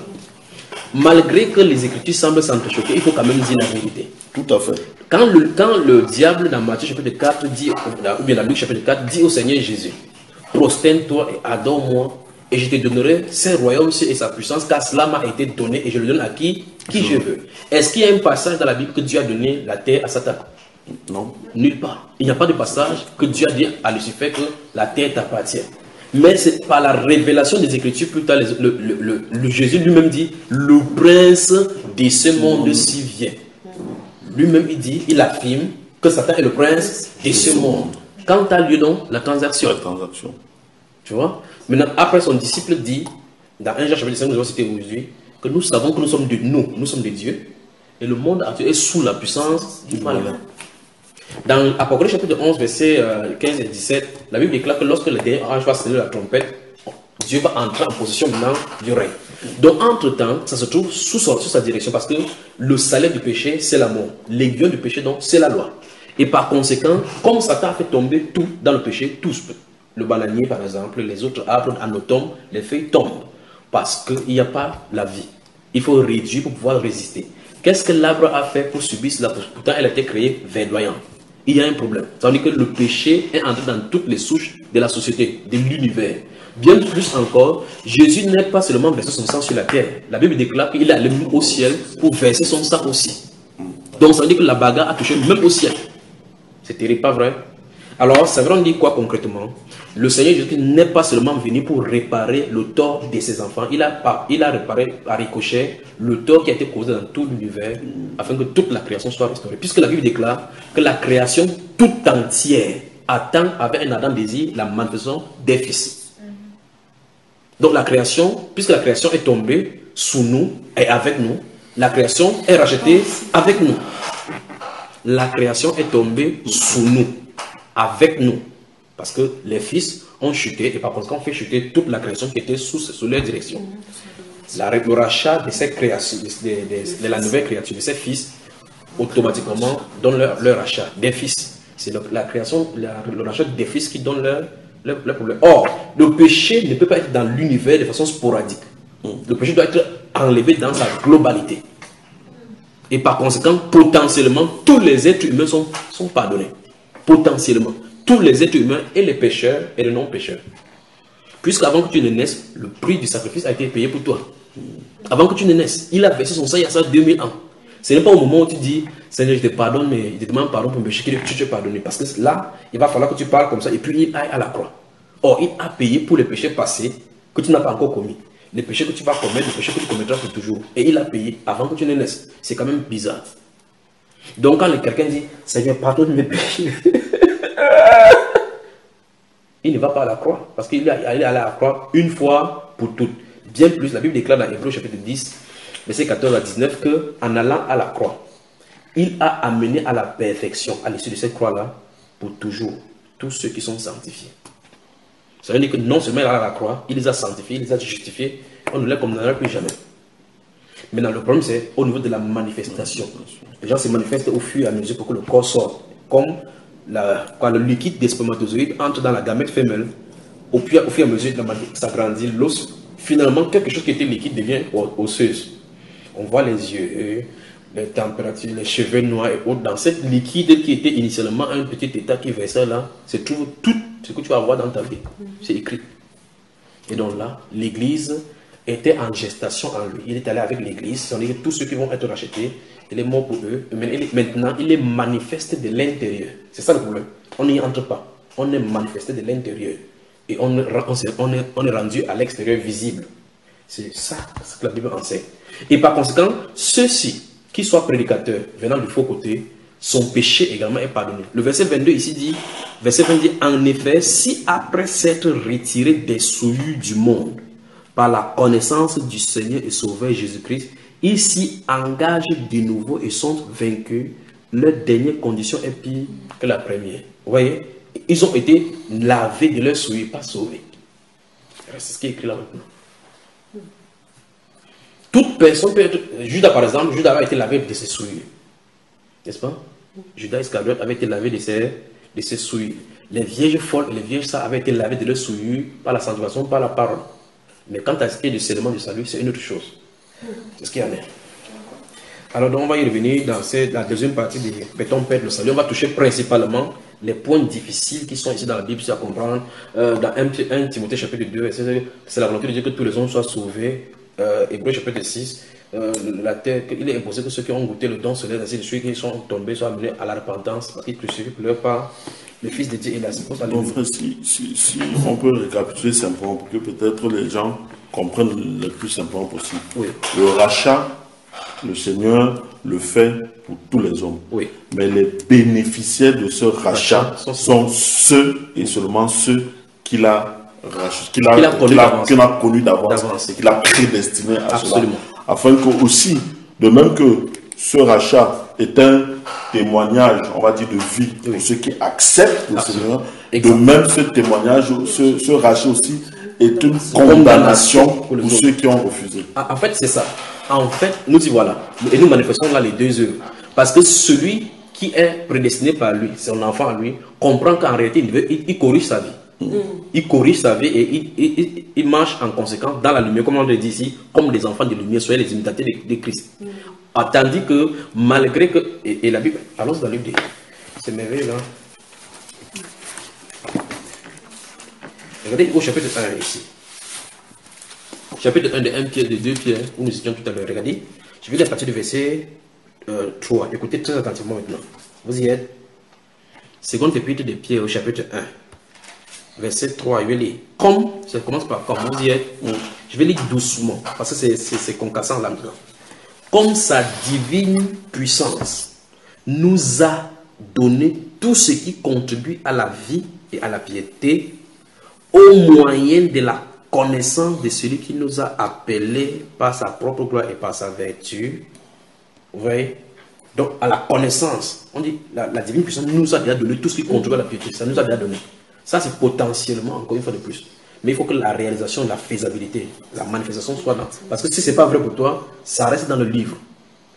Maintenant, il dit, lesquels nous assurent de sa part les plus grandes et les plus précieuses promesses, afin que par elles, ces promesses-là, vous deveniez participantes de la nature divine. Pas que nous avons la nature divine maintenant.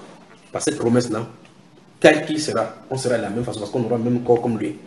En fuyant. Vous voyez, la conséquence est claire. Ça veut dire que si nous sommes de ce groupe-là qu'il a appelé, il dit, nous comprenons la promesse qu'il nous a faite d'avoir le même corps que lui. Il dit, en fuyant la corruption qui existe dans le monde par la convoitise. Là, il dit là maintenant, pour ceux-ci, ceux du groupe qui sont appelés de lui, il dit, à cause donc de cela, le verset suivant continue, faites donc tous vos efforts. C'est quand même terrible la Bible aussi. Et on a comme impression que quand tu es sauvé, tu parles de, comme les gens le disent, ok, dans ce cas c'est comme ça, ils croisent le bras parce que ce sont les conséquences de cela. Il y a une conséquence logique de la connaissance que tu es de la lumière. Parce que la Bible déclare que vous étiez enfants de ténèbres, maintenant vous êtes lumière, agissez comme les enfants de ténèbres, comme on a lu dans Éphésiens chapitre 5 aujourd'hui. Ici il dit, à cause de cela même, faites tous vos efforts pour joindre. Ça c'est la part de l'homme. Pour joindre à votre foi la vertu. C'est quoi la vertu? Il faut qu'on s'arrête ici pour parler.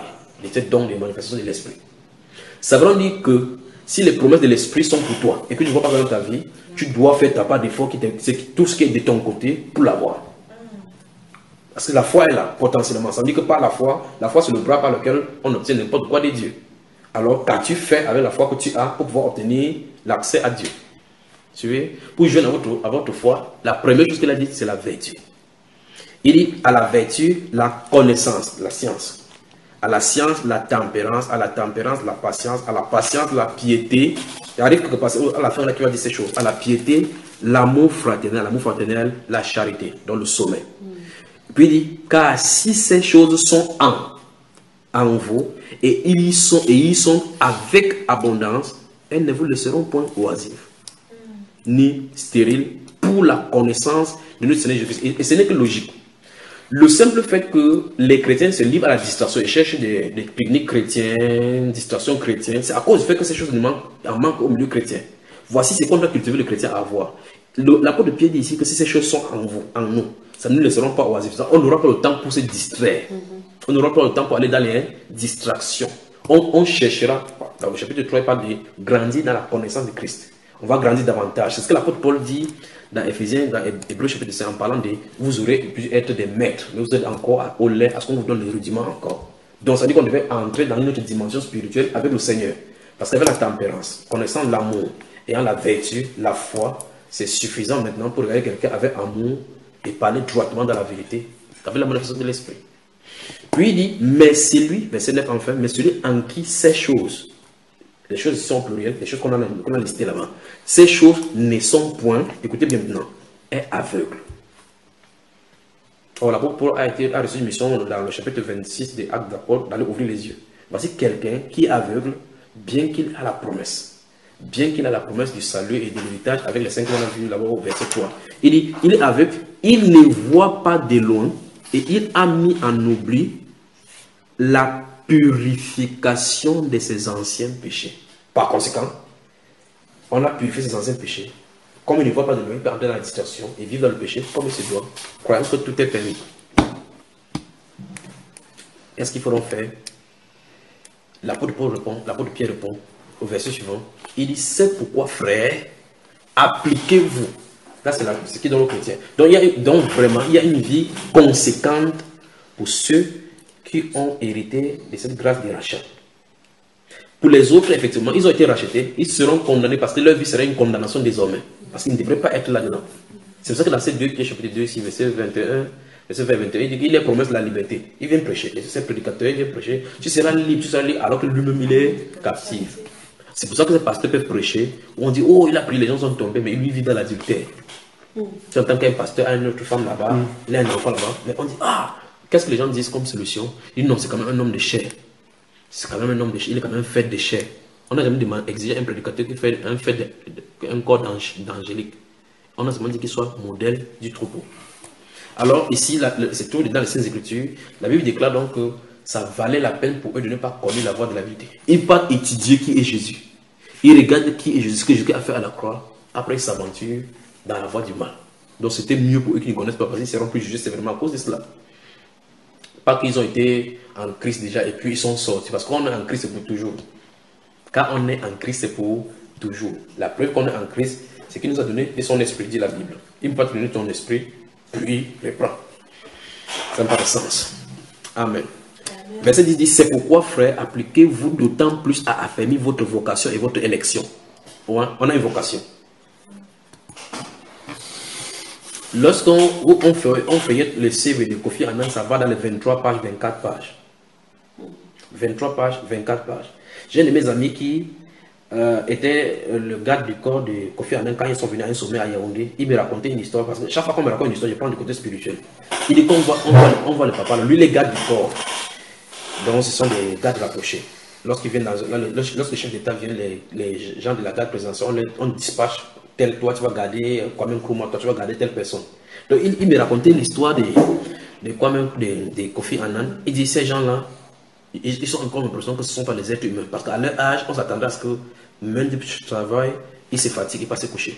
Il dit qu'il est étonné d'ouvrir chaque fois Excellence. Est-ce qu'il le trouve en train de travailler? À son âge, il travaille des 20h jusqu'au matin, il se lève le matin, il brosse pour aller au palais de congrès. Comme ça, 5 jours. Lui-même qui est garde du corps, qui est censé garder, il dit de temps en temps, il somnole, mais le papa, lui ne somnole pas. Et il s'est posé la question. Il dit, comment cet homme s'est fait comme ça quand il fait dans la diplomatie? En ce temps, il n'était plus secrétaire des Nations Unies. Parce que maintenant, il joue le rôle de médiateur dans les conflits. Alors il dit, quand il est secrétaire des Nations Unies, il a beaucoup de dossiers. Dans tel endroit, il a beaucoup de dossiers. Il travaille, il continue toujours à travailler. Il dit, comment ces personnes s'y mettent du sérieux dans leurs travaux. Donc, il dit, il a étudié beaucoup et il prend beaucoup de temps pour faire quelque chose par rapport à un dossier, pour vérifier qu'il n'y a pas de conflit, il n'y a pas de conflit, il n'y a pas de fuite, il n'y a pas de quoi quelque part. Vous savez, c'est à quoi ça m'a poussé à comprendre. Ça veut dire que eux, pour faire des choses du monde, prennent du temps, du sérieux. Il peut aller faire un MBA, il a au moins 4 MBA, il peut faire 4 MBA, MBA à Harvard, l'autre là-bas, parce qu'il étudie pour pouvoir joindre la connaissance à ces choses-là, pour pouvoir bien faire son parcours. Le chrétien reste comme ça. La Bible là, c'est trop de pages. C'est ce que le chrétien dit.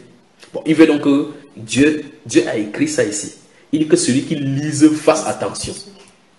On ne veut même pas d'abord lire. Donc on a un problème. Alors il dit ici, du verset dit, il sait pourquoi, frère, appliquez-vous d'autant plus à affermir votre vocation et votre leçon. Car en faisant cela, en affermissant, vous ne broncherez jamais. Par conséquent, je détecte 1, j'ai été racheté par le Seigneur Jésus. 2, j'ai écouté sa voix. 4, 3, je suis partant pour le ciel. Quelles sont les choses que je dois faire pour mettre les garde-fous afin que j'arrive à bon port dans cette bulle-là? C'est donc la vie chrétienne, la marche chrétienne, c'est là où on nous attend. On va voir ça en plein lorsque nous allons voir l'élection là avec la paix du salut. Amen. La paix du salut. Ouais, mais est-ce que ces fameux chefs d'État qui travaillent des heures et des heures, effectivement, on se pose la question. On se pose la question. Moi aussi, je me la suis posée. Quand je vois un peu le rythme de certains... La première fois que j'ai découvert que les gens travaillaient beaucoup, c'est les gens de la télé. Oui. Il y a eu un présentateur d'émission, il expliquait que la nuit, il écrivait des livres. Oui. On se dit, mais comment il fait? Le type, la journée, il fait son travail, donc il enregistre les émissions, je ne sais pas quoi. Il rentre chez lui le soir, très bien, et puis à minuit, il va être dans son bureau, et puis il va être en train de... Et il y a ce genre de personnes. Il y a d'autres gens de la télé qui expliquent que... comment dire par exemple, quand j'ai expliqué qu'Atali avait été invité, il y a des gens qui lisent 3-4 livres minimum dans la semaine. Dans la semaine. C'est infernal. C'est infernal, parce que des fois on parle de bouquins, mais c'est pas la Bible. Hein. C'est 4-5 Bibles. Oui. Et on se dit comment il faut. Alors, parmi tous ces gens-là, il y en a un, j'ai eu la réponse. Oui.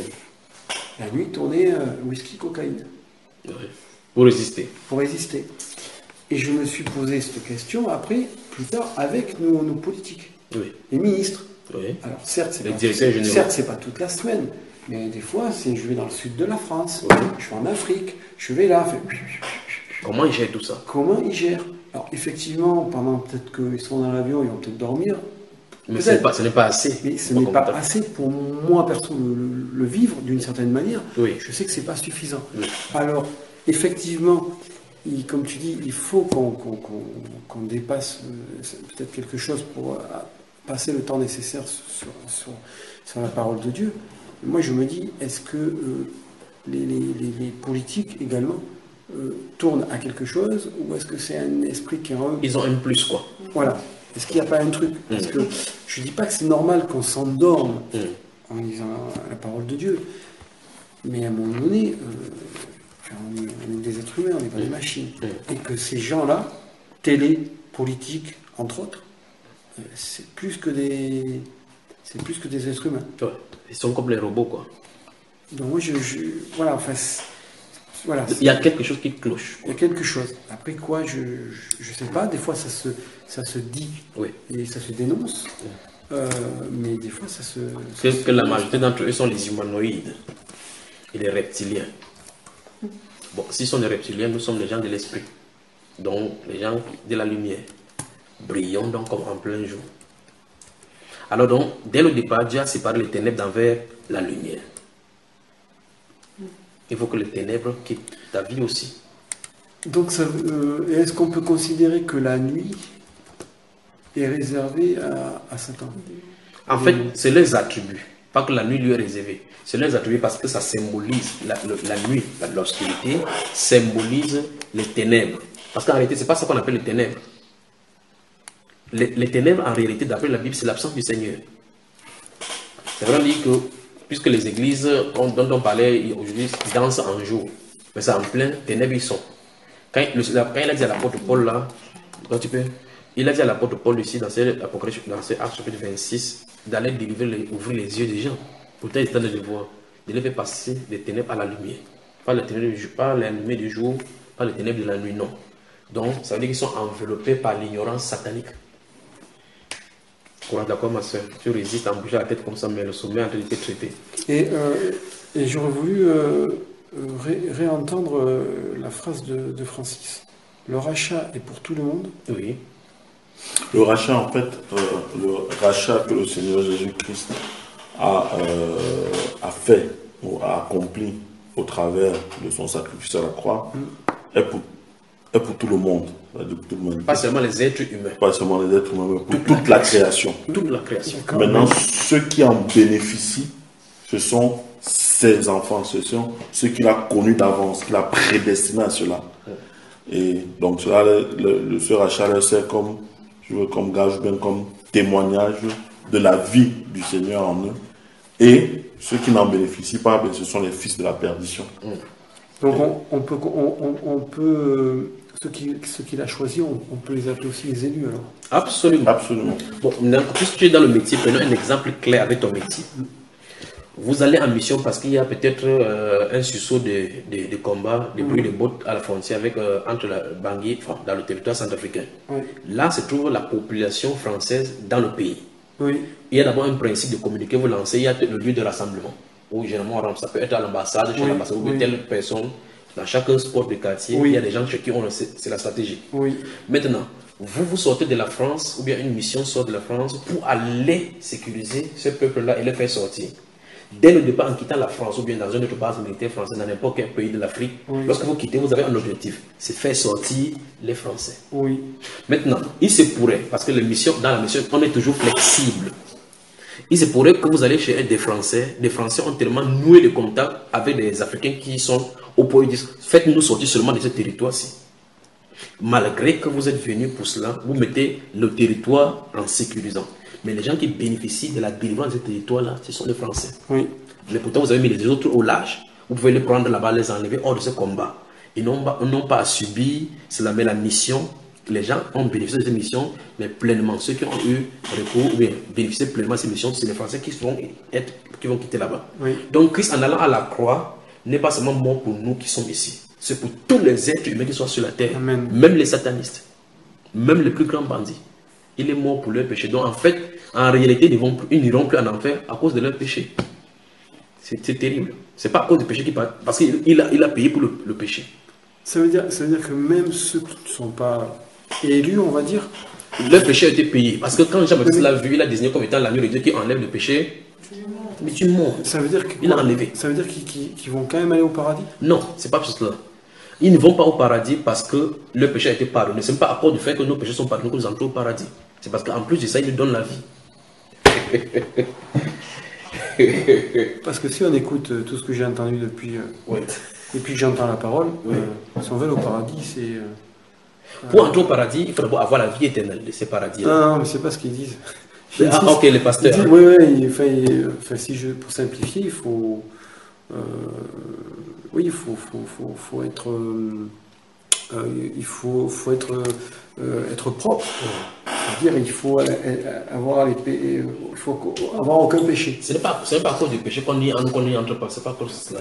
Parce qu'il y a des gens qui vont respecter les critères. C'est ce qu'on nous fait comprendre. Le problème, c'est la vie éternelle. 1 Jean chapitre 5, je crois qu'on est proche là. C'est quoi mes frères là? Ils sont encore, vous dites qu'ils sont encore un autre truc là. 1 Jean chapitre 5. Oui. 1 Jean chapitre 5, vers la fin là, le premier.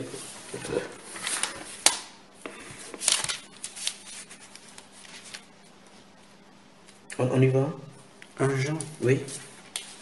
Chapitre 5.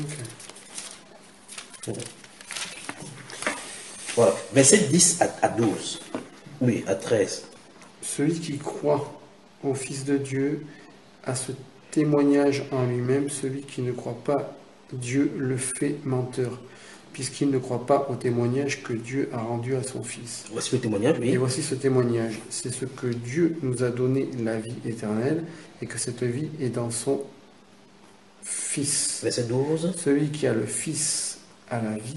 Celui qui n'a pas le Fils de Dieu n'a pas la vie. Arrêtons-nous d'abord là-bas. Donc en clair, il y a plusieurs choses. C'est un peu comme une pièce de puzzle ou bien les mots croisés.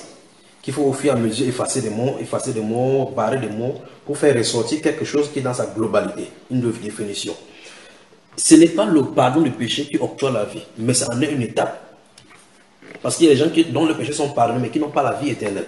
Donc le finish de la justification, c'est pour aboutir au scellement. C'est-à-dire qu'il y a l'étape de la justification. Dieu a justifié le monde. Le simple fait qu'il a donné son Fils, Dieu a tant aimé, c'est ça le mot, le monde, qu'il a donné son Fils. Parce que le monde souffrait. Et les gens, même, la Bible déclare que même ceux qui n'ont pas commis un péché qui était semblable mouraient. Et de même que tous meurent en Adam. Or, suivez attentivement. On dit dans ces Romains, 1 Corinthiens chapitre, je m'excuse là, maintenant, vraiment, 1 Corinthiens chapitre 15, la Bible déclare que de même que tous meurent en Adam, tous revivent par Christ. Quand on suit ces processus, on n'a pas besoin que personne n'ira en enfer. Or, dans le premier volet est vrai. Parce que every living thing die. Toute personne, toute chose, toute créature ici a la mort au travers d'Adam.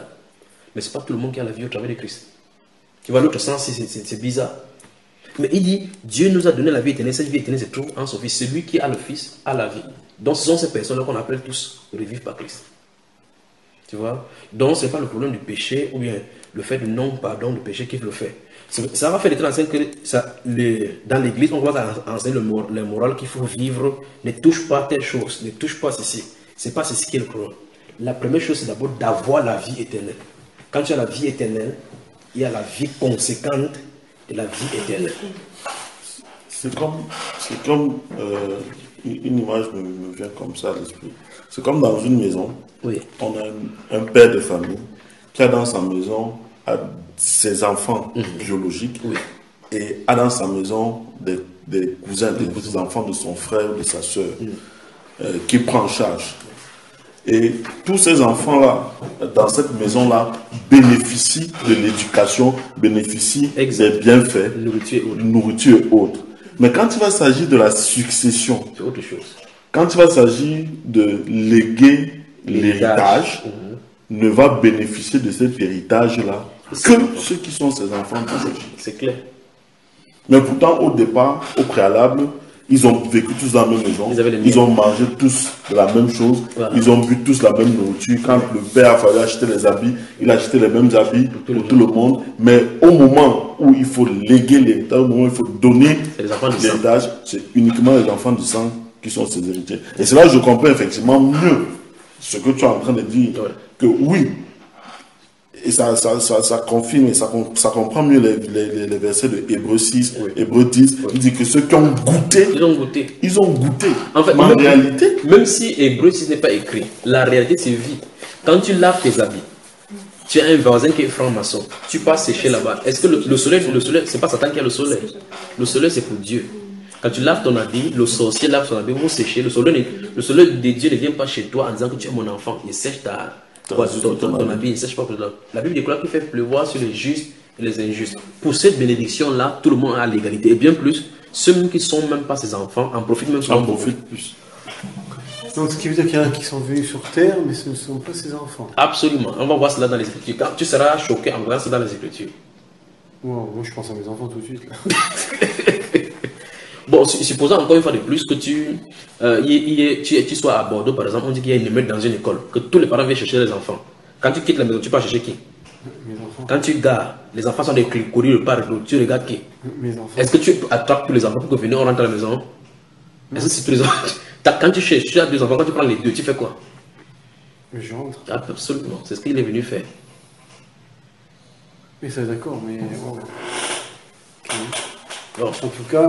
Ce sont des grandes vérités de la Bible là maintenant. Non, mais je vous jure, en France, je redis encore une fois, j'ai pas fait le tour de toutes les églises, mais si j'écoute, il faut pas être dans le péché, très bien, ce qui est pas forcément facile, oui. Bien sûr. Et il faut être... il faut pas être dans le péché, bon, il faut vivre avec Dieu, bien sûr. Mais en fin de compte, oui, il y a cette histoire de vie éternelle. Ouais. En fait, donc c'est là où le Seigneur fait effectivement la différence entre ceux qui lui appartiennent et ceux qui ne lui appartiennent pas. Oui. C'est que ceux qui sont de lui, ils ont la vie éternelle. Qui leur accorde donc cette capacité de pouvoir marcher au-dessus du péché. Alors que les autres peuvent bénéficier, mais ils n'ont pas la vie éternelle. Ce qui fait que, comme on a lu tout à l'heure, je crois dans 2 Pierre ou dans 1 Jean, ils essayent tant bien que mal de pouvoir reproduire cette vie-là. Mais comme ils n'ont pas reçu cette vie-là, comme ils ne sont pas de Dieu, ils ne peuvent pas se manifester. Et c'est pourquoi à la fin, il dit, le chien est retourné à ce qu'il avait vomi. Dans les souilles du monde long. Comme on dit, un proverbe dit, qui fuit la nature est venue au galop. Alors, le règne des ténèbres ou le règne des lumières, nos vies sont conséquentes de ces deux gouvernances au-dessus de nous. Et chacun manifeste un règne. Chacun manifeste un règne. La question c'est, qui domine sur ta vie? À la question. Qui domine sur ta vie? Donc ça veut dire que quelqu'un qui n'est pas... Est-ce que c'est possible que quelqu'un qui n'est pas l'enfant de Dieu soit vraiment en règle, ne fasse aucun péché? Il peut être en règle morale. Absolument. Il y a des catholiques qui ne commettent pas de péché. Il n'ira pas au paradis. Non, il n'ira pas comme ça, ça ne se passe pas comme ça. On ne peut pas parler par les œuvres. Il faut d'abord avoir la vie éternelle, parce que c'est la vie éternelle qui te permet de vivre éternellement. C'est chaud vraiment là. Le début, le basique, c'est ça. Le vrai problème, c'est en fait, c'est plus compliqué de vivre hors du péché que d'avoir la vie éternelle. Pour avoir la vie éternelle, c'est facile. Mais, oui, c'est très facile pour avoir la vie éternelle. C'est pour pouvoir vivre la vie conséquente de la vie éternelle. C'est là où le bas blesse quoi. La vie éternelle, il dit, je vous écris ces choses afin que vous sachiez que vous avez la vie éternelle, vous qui croyez au Fils de Dieu. Donc, la vie éternelle vient comme ça. Crois-tu au Seigneur Jésus? Oui. Il faut vérifier d'abord si le mot croire, C-R-O-I-T là. C'est le vrai. Quand tu crois au Seigneur Jésus-Christ de la bonne façon, la vie éternelle est automatique. La vie éternelle, tu l'as. Et plus rien au monde, tu ne l'auras plus. Hein? Donc, ce sera pour toujours. Là maintenant, la vie commence là-bas. Il y a des signes pour savoir si on a la vie éternelle. C'est aussi clair dans la Bible. Quand tu as la vie éternelle, tu sais. Celui qui a la vie éternelle, demeurant en lui, ou mieux, celui qui est en train d'être attiré par Jésus, est attesté chaque fois quand il manque le but. Tu comprends ce qu'il dit? Ça dit quoi? Il y a des gens qui évitent le péché tout simplement parce qu'ils ont peur de leur pasteur, peur de ceci, peur de cela et au-delà. Ça, c'est autre chose. Ça, c'est un style de vie, un règlement de vie où on veut plaire profondément. Celui qui a la vie éternelle déjà habitant en lui commence à être aigri par rapport à ses voies, même s'il vit dans le péché. Même s'il commet le péché, il se sent mal à l'intérieur du fait qu'il cherche à ne plus faire ces choses-là. C'est le signe qu'il y a quelque chose en lui qui est contraire à cette vie qui est à l'extérieur. Mais les autres, ils commettent, ils peuvent même venir devant Dieu, ils demandent pardon, ils disent, Seigneur, pardonne-moi pour mes péchés. Ils ne ressentent pas le remords que Dieu ressent. Parce que quand tu as la vie éternelle en toi, tu commences à attrister l'Esprit de Dieu. Tu ressens dans ton cœur que tu l'attristes. C'est ça dont il est question. Que Dieu bénisse. Oui. Alors on peut se poser la question, qui domine sur nous? Oui, mon frère. Une question peut-être que tu peux répondre. Puisqu'on a parlé, tu as parlé vraiment du règne des ténèbres. Oui. Et c'est important. Et je pense peut-être que dans les précédentes prédications, tu as eu à l'aborder. Tu as parlé des différentes dominations, des différents niveaux de possession. Et il n'en est même pas cité tout. Tu n'en as pas cité tout. Et là, donc, on peut se rendre compte que au travers des différentes activités que nous faisons, nous pouvons être d'une manière ou d'une autre possédés. À des degrés. Maintenant, effectivement, j'aimerais, si le Seigneur permet, que tu rentres un peu plus dans les détails sur ces activités-là qui font en sorte que nous pouvons être possédés d'une manière ou d'une autre. Bonne question. Il y a sûrement un certain nombre de choses. Je vais prendre la plus grande de cela. Les niveaux de possession ou bien les portes de possession les plus courantes. La Bible parle, il y a un mot que la Bible utilise depuis l'Ancien Testament. Si vous suivez ces mots-là, vous serez vraiment renversé. La Bible parle de souiller. Ce mot veut dire contaminer ou bien donner droit à. Deutéronome. C'est les grandes questions que j'aurais souhaité traiter dans un endroit où on est lucide vraiment. Pour y entrer. Je garde ma question, je vais la reposer en temps encore opportun s'il faut. Ouais, ça c'est important. On y va. Je vais lire à partir du chapitre 4 de Deutéronome. Chapitre 4 de Deutéronome. Et après cela, on pourra lire Lévitique chapitre 20, verset 6. Et comme vous allez noter, Lévitique chapitre 20, verset 6. Lévitique chapitre 20, verset 6. Donc c'est dans la continuation qui domine sur nous. Ouais. Lévitique chapitre 20, verset 6. Lévitique chapitre 19, verset 31. Quoi? Lévitique chapitre 20, verset 6. Oui. Puis le chapitre 19, verset 31. Je crois qu'on ferait mieux d'y aller parce que là c'est plus clair rapidement. Et puis on revient dans Deutéronome 4, verset 14 à 19. Lévitique chapitre 20, verset 6. Qu'est-ce que ça dit? Frère Francis, tu peux nous lire ça? Lévitique chapitre 20, verset 6. Si quelqu'un s'adresse à ceux qui invoquent les esprits et aux spirites, se prostituer à eux, je me tournerai contre lui et je l'exclurai du milieu de son peuple. Voilà. Maintenant, regardons la façon dont le Saint-Esprit parle ici. Il dit ici quelqu'un s'adresse aux mondes et aux esprits, et puis il dit pour se prostituer. La prostitution dont la Bible parle ici, ça va au sens physique, ça veut dire les rapports sexuels, n'est-ce pas? Et la Bible enseigne dans 1 Corinthiens chapitre 6, verset 17 et suivant, que si quelqu'un s'attache à la prostituée avec lui, ça veut dire que si tu vas vers les devins, vers les marabouts, à cet instant-là, ton âme devient un porte d'entrée et de sortie pour eux. Donc tu te prostitues à eux, avec eux. Dans Deutéronome chapitre 4, il dit si on se tourne vers la méditation, on se fait qu'on veille attentivement sur nos âmes, parce qu'on est porte de. Donc l'adoration des idoles, la visitation des marabouts, des lieux de crâne, de ces cultes idolâtriques là-bas sont des portes d'entrée claires pour la possession. On peut continuer. Chapitre 19, verset 31 de Lévitique. Allons-y. Verset 31, Lévitique, chapitre 19, verset 31. Ne vous adressez pas à ceux qui invoquent les esprits et aux spirites. Ne les recherchez pas, de peur de vous rendre impurs par eux. Je suis l'Éternel, votre Dieu. De peur de vous rendre impurs par eux. En fait, cette terminologie-là, la Bible l'applique même aux esprits. Qu'il avait en lui un esprit impur. Pourtant, ce sont des anges déchus. Un esprit impur. Parce que c'est un esprit impur qui communique ces visions-là et ces choses-là à la personne qu'on vient visiter. Et par exemple, quand tu viens, ton âme est contaminée. Donc, vous êtes liés maintenant. Et si on avait le temps, il aurait souhaité tracer même le tableau des possessions au niveau des dimensions. Des dimensions dans l'esprit. Comment il peut connecter. C'est pour cela que vous pouvez aller chez un marabout. Plusieurs fois encore, quand le marabout a besoin de l'argent, il commande à l'esprit que tu es venu contacter de te créer des problèmes. Sachant que tu vas aller venir trouver des solutions. Et cet esprit-là donne la suggestion à toi que va chez tel marabout. C'est lui qui te donne soin de repos. Tu viens alors que c'est lui qui a été manipulé. On ne sait pas se comprendre. Donc la possession démoniaque vient par ces choses-ci. Le Nouveau Testament maintenant, il va dans le Nouveau Testament. 1 Pierre, chapitre 2.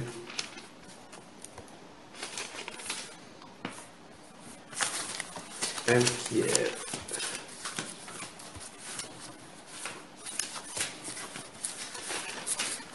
Chapitre 2 de 1 Pierre.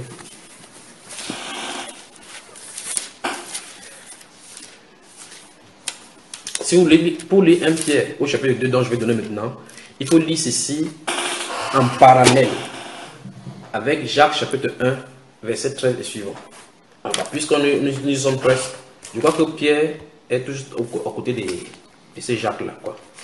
Maintenant, regardez, 1 Pierre chapitre 1 verset 11 et 12 et Jacques chapitre 1 verset 13 à 15. On va lire. Voilà les deux versets. Jacques c'est tout juste le livre qui vient avant Pierre. Donc, en ouvrant deux pages, pas derrière, on va trouver. Maintenant, 1 Pierre, regardez. 1 Pierre chapitre 2 verset 11. Bien-aimé, je lis dans ta version, mon frère. Bien-aimé, je vous encourage en tant que résident temporaire et étranger sur la terre à vous abstenir des désirs de votre nature propre qui font la guerre à l'âme. Vous avez vu ça? Ayez une bonne conduite au milieu des non-croyants afin que là même où il vous calomnie, comme si vous faisiez le mal, il remarque votre belle manière d'agir et rende gloire à Dieu le jour où il interviendra. Oui, il interviendra. Dans ta version, on parle le jour où Dieu les visitera. Tu as vu le fameux mot là, non? Oui. Où Dieu les visitera. Voilà, mesdames. Le verset 11 dit, bien aimé, je vous exhorte donc, comme étrangers et voyageurs sur la terre, à vous abstenir des convoitises charnelles qui font la guerre à l'âme. Donc Satan sait effectivement que pour pouvoir entrer dans l'âme, parce qu'en fait, le vrai problème, c'est au niveau de la possession de l'âme. C'est là où le problème se trouve. Qu'est-ce qu'il faut faire? Il faut qu'il mette des cartouches en toi qui vont te pousser à tomber sur ce coup-là et pour que tu puisses avoir accès. La Bible va de façon directe pour donner accès au diable. Il y a aussi la colère. Par la colère, on peut être possédé. C'est ce que la Bible enseigne. Il dit, si vous mettez en colère, que le soleil ne se couche pas sur votre colère et ne donnez pas accès au diable. La Bible met directement le péché de la colère avec la possession démoniaque. Chapitre 1 de Jacques maintenant. On finit là-bas. Chapitre 1 de Jacques. Verset 13, c'est ça. Verset 13, oui. Lis dans ta version, 13 à 15, voilà. Que personne, lorsqu'il est tenté, ne dise, c'est Dieu qui me tente, car Dieu ne peut être tenté par le mal, et il ne tente lui-même personne. Oui. Mais chacun est tenté quand il est attiré et amorcé par sa propre convoitise. C'est que l'apôtre Pierre disait qu'on fasse attention ici. Oui. Puis la convoitise, lorsqu'elle a conçu, enfant de péché, Oui. et le péché étant consommé, produit la mort. Voilà. Comment on quitte de la convoitise dans notre âme à la manifestation physique? C'est ce que le Seigneur a essayé d'enseigner dans le cadre de l'adultère, dans Matthieu chapitre 5, verset 28. Parce que lorsque tu regardes, il dit tu convoites. Donc les portes d'entrée de la possession dans la convoitise. La convoitise, c'est le nom de l'aide, mais la porte d'entrée, c'est les yeux. Donc on peut être possédé en regardant. Il y a des travaux sur Internet que les démoniaques font sur des pages Facebook, des pages traitées, le magnétisme. Il y a plusieurs autres domaines où on travaille sur le magnétisme, où tu regardes quelque chose, tu es possédé. Et le signe de la possession maintenant, c'est que la personne devient accro à cette chose-là. Parce que quelque chose a été injecté dans ton âme, au point où désormais, quand tu vois ces choses, tu vois des façons de. Tu désires en croyant que c'est toi qui as de le faire. Ne savais pas que ton âme a été souillée, tu as été captivé là-bas. C'est pour ça qu'il ne faut pas blaguer avec ces choses-là. La Bible déclare dans Psaume chapitre 101, verset 3, que je ne mettrai rien d'impur devant mes yeux. D'impur. Parce que ce qui est impur a derrière les esprits impurs. Frère, ce que tu dis, juste pour rendre rapidement un petit témoignage, pour aller vraiment dans le sens de ce que tu es en train de dire. Une fois, je priais, effectivement, ce que je priais à mon épouse, je lui avais dit ça à la fin de la prière, et le Seigneur m'a clairement révélé le fait et de dire attention, dire à ceux qui sont mes enfants de faire attention à la télévision.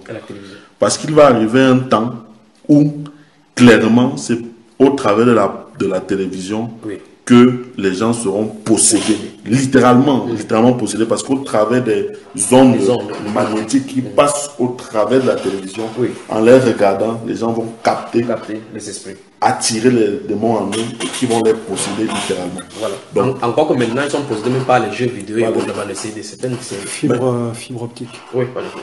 Mais il va vraiment, il va vraiment arriver un temps où au travers de la télévision, ce sera celui qui regarde la télévision sera possédé. Il y a quelques mois, avec ma femme, on a rencontré une femme qui nous disait que elle ressentait. C'est réellement. Elle dit j'ai la fibre optique là où j'habite et enfin pour elle c'est ça. Ouais. Et c'est vrai que c'est un produit qui a apparu il y a à peu près 17 ans maintenant, à peu près, qui effectivement est clé à tout le monde parce que c'est rapide au début. Voilà. Mais c'est pour étayer ce que dit Francis. Ouais. Voilà. Il y a des gens qui, alors est-ce que c'est un don, enfin, est-ce que c'est Dieu qui donne cette vigie, enfin, ce discernement, on va dire, à certaines personnes qui y ressentent, mais en tout cas, c'est la première fois et c'est la seule fois que j'ai quelqu'un qui s'est plaint, on va dire, c'est quelqu'un qui lit la parole, qui s'est plaint de ça, donc c'est tout à fait, oui. Et il y aurait des moments, si Dieu permet, il va parler des démons dans les terres. Dans les terres. Oui. La terre est entourée des éthers. La terre est entourée de l'éther, en haut là, avec des gaz cosmiques. C'est terrible, surtout les contacts qui s'y font. Mais de toute façon, si Dieu permet qu'on parle de ces choses, on va parler. Parce que ce sont des choses qui contaminent et les choses sont envoyées exprès dans les vies des gens avec cela. Il y a ce qu'on appelle les projections holistiques.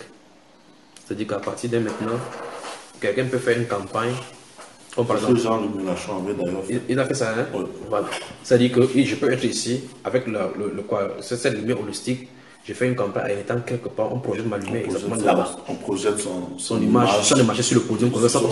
Si tu avais suivi les élections, Jean-Luc Mélenchon a fait ça. Il se produisait, je crois, à 3, et puis on l'a projeté à Nantes et dans une autre ville. Comme de faire des hologrammes. Des hologrammes. Ça veut dire que c'est on commence à se déplacer avec le temps. Il était là comme s'il était en face de nous, quoi, mais il a fait ce résultat à 3. Ça veut dire que tu fais là-bas, tu fais comme ça, tu passes la main, il va passer à l'intérieur. Mais il s'adresse à vous.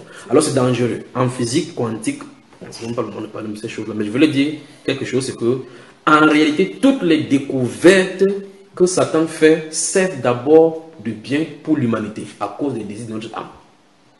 On va voir que c'est facile, ça nous donne l'accès facile pour résoudre les problèmes de notre quotidien. Au fur et à mesure, on s'y adapte au point où on ne peut plus s'en séparer. Mais en toile de fond, parce que si prenons un exemple simple. La formation de la puce RFID est venue comment? Première chose, on a remarqué que les enfants étaient captivés à l'école. Il y a des enlèvements, des rançons à l'école. Ton enfant va à l'école, en rentrant, les gens le captent. Qu'est-ce qu'on fait? On dit, ok, on peut mettre d'abord une puce pour baliser l'enfant. Il était dans on peut pucer l'enfant, les chaussures de l'enfant. Les baskets, par exemple, de l'enfant, on injecte une puce là. Il était dans que si les ravisseurs prennent l'enfant, avec son basket, on peut détecter. Mais au fur et à mesure qu'il est présent à la télévision, le bandit également savent que, ok, si on fait comme ça, on enlève le tennis, on jette quelque part, on poursuit avec le radar, on vient détecter là le tennis était. À partir de ce niveau, la recherche devient difficile. Alors, on pense maintenant, par mesure de sécurité, c'est ces choses qu'on prend, on développe à la télévision, on les présente. Ça, ce sont des activités de ténèbres. Par mesure de sécurité, donc, au lieu qu'on mette ça sur un objet, parce que si c'est ton habit, on enlève ton habit, on jette, on met ça dans ton corps. Et c'est dans un endroit de ton corps, sachant qu'on peut te détecter à tout moment où tu te trouves. Là, ça donne aux parents de pucer les enfants tranquillement pour pouvoir surveiller leur enfant. Or, le problème, c'est que ce n'est pas seulement les bandits qui vont attraper l'enfant, maintenant le gouvernement surveille l'enfant. J'ai conclu cela avec un verset, lisons 1 Corinthiens. 1 Corinthiens, pour voir ce que Dieu a dit dans tout cela, dans toutes ces découvertes-là. 1 Corinthiens.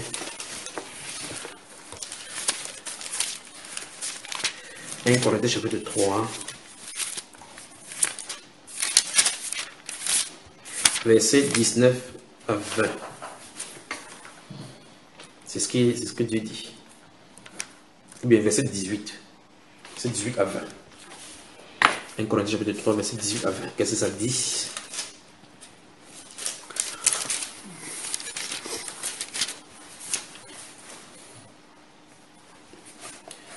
Corinthiens chapitre 3, verset 18 à 20. Que nul ne s'abuse de lui-même.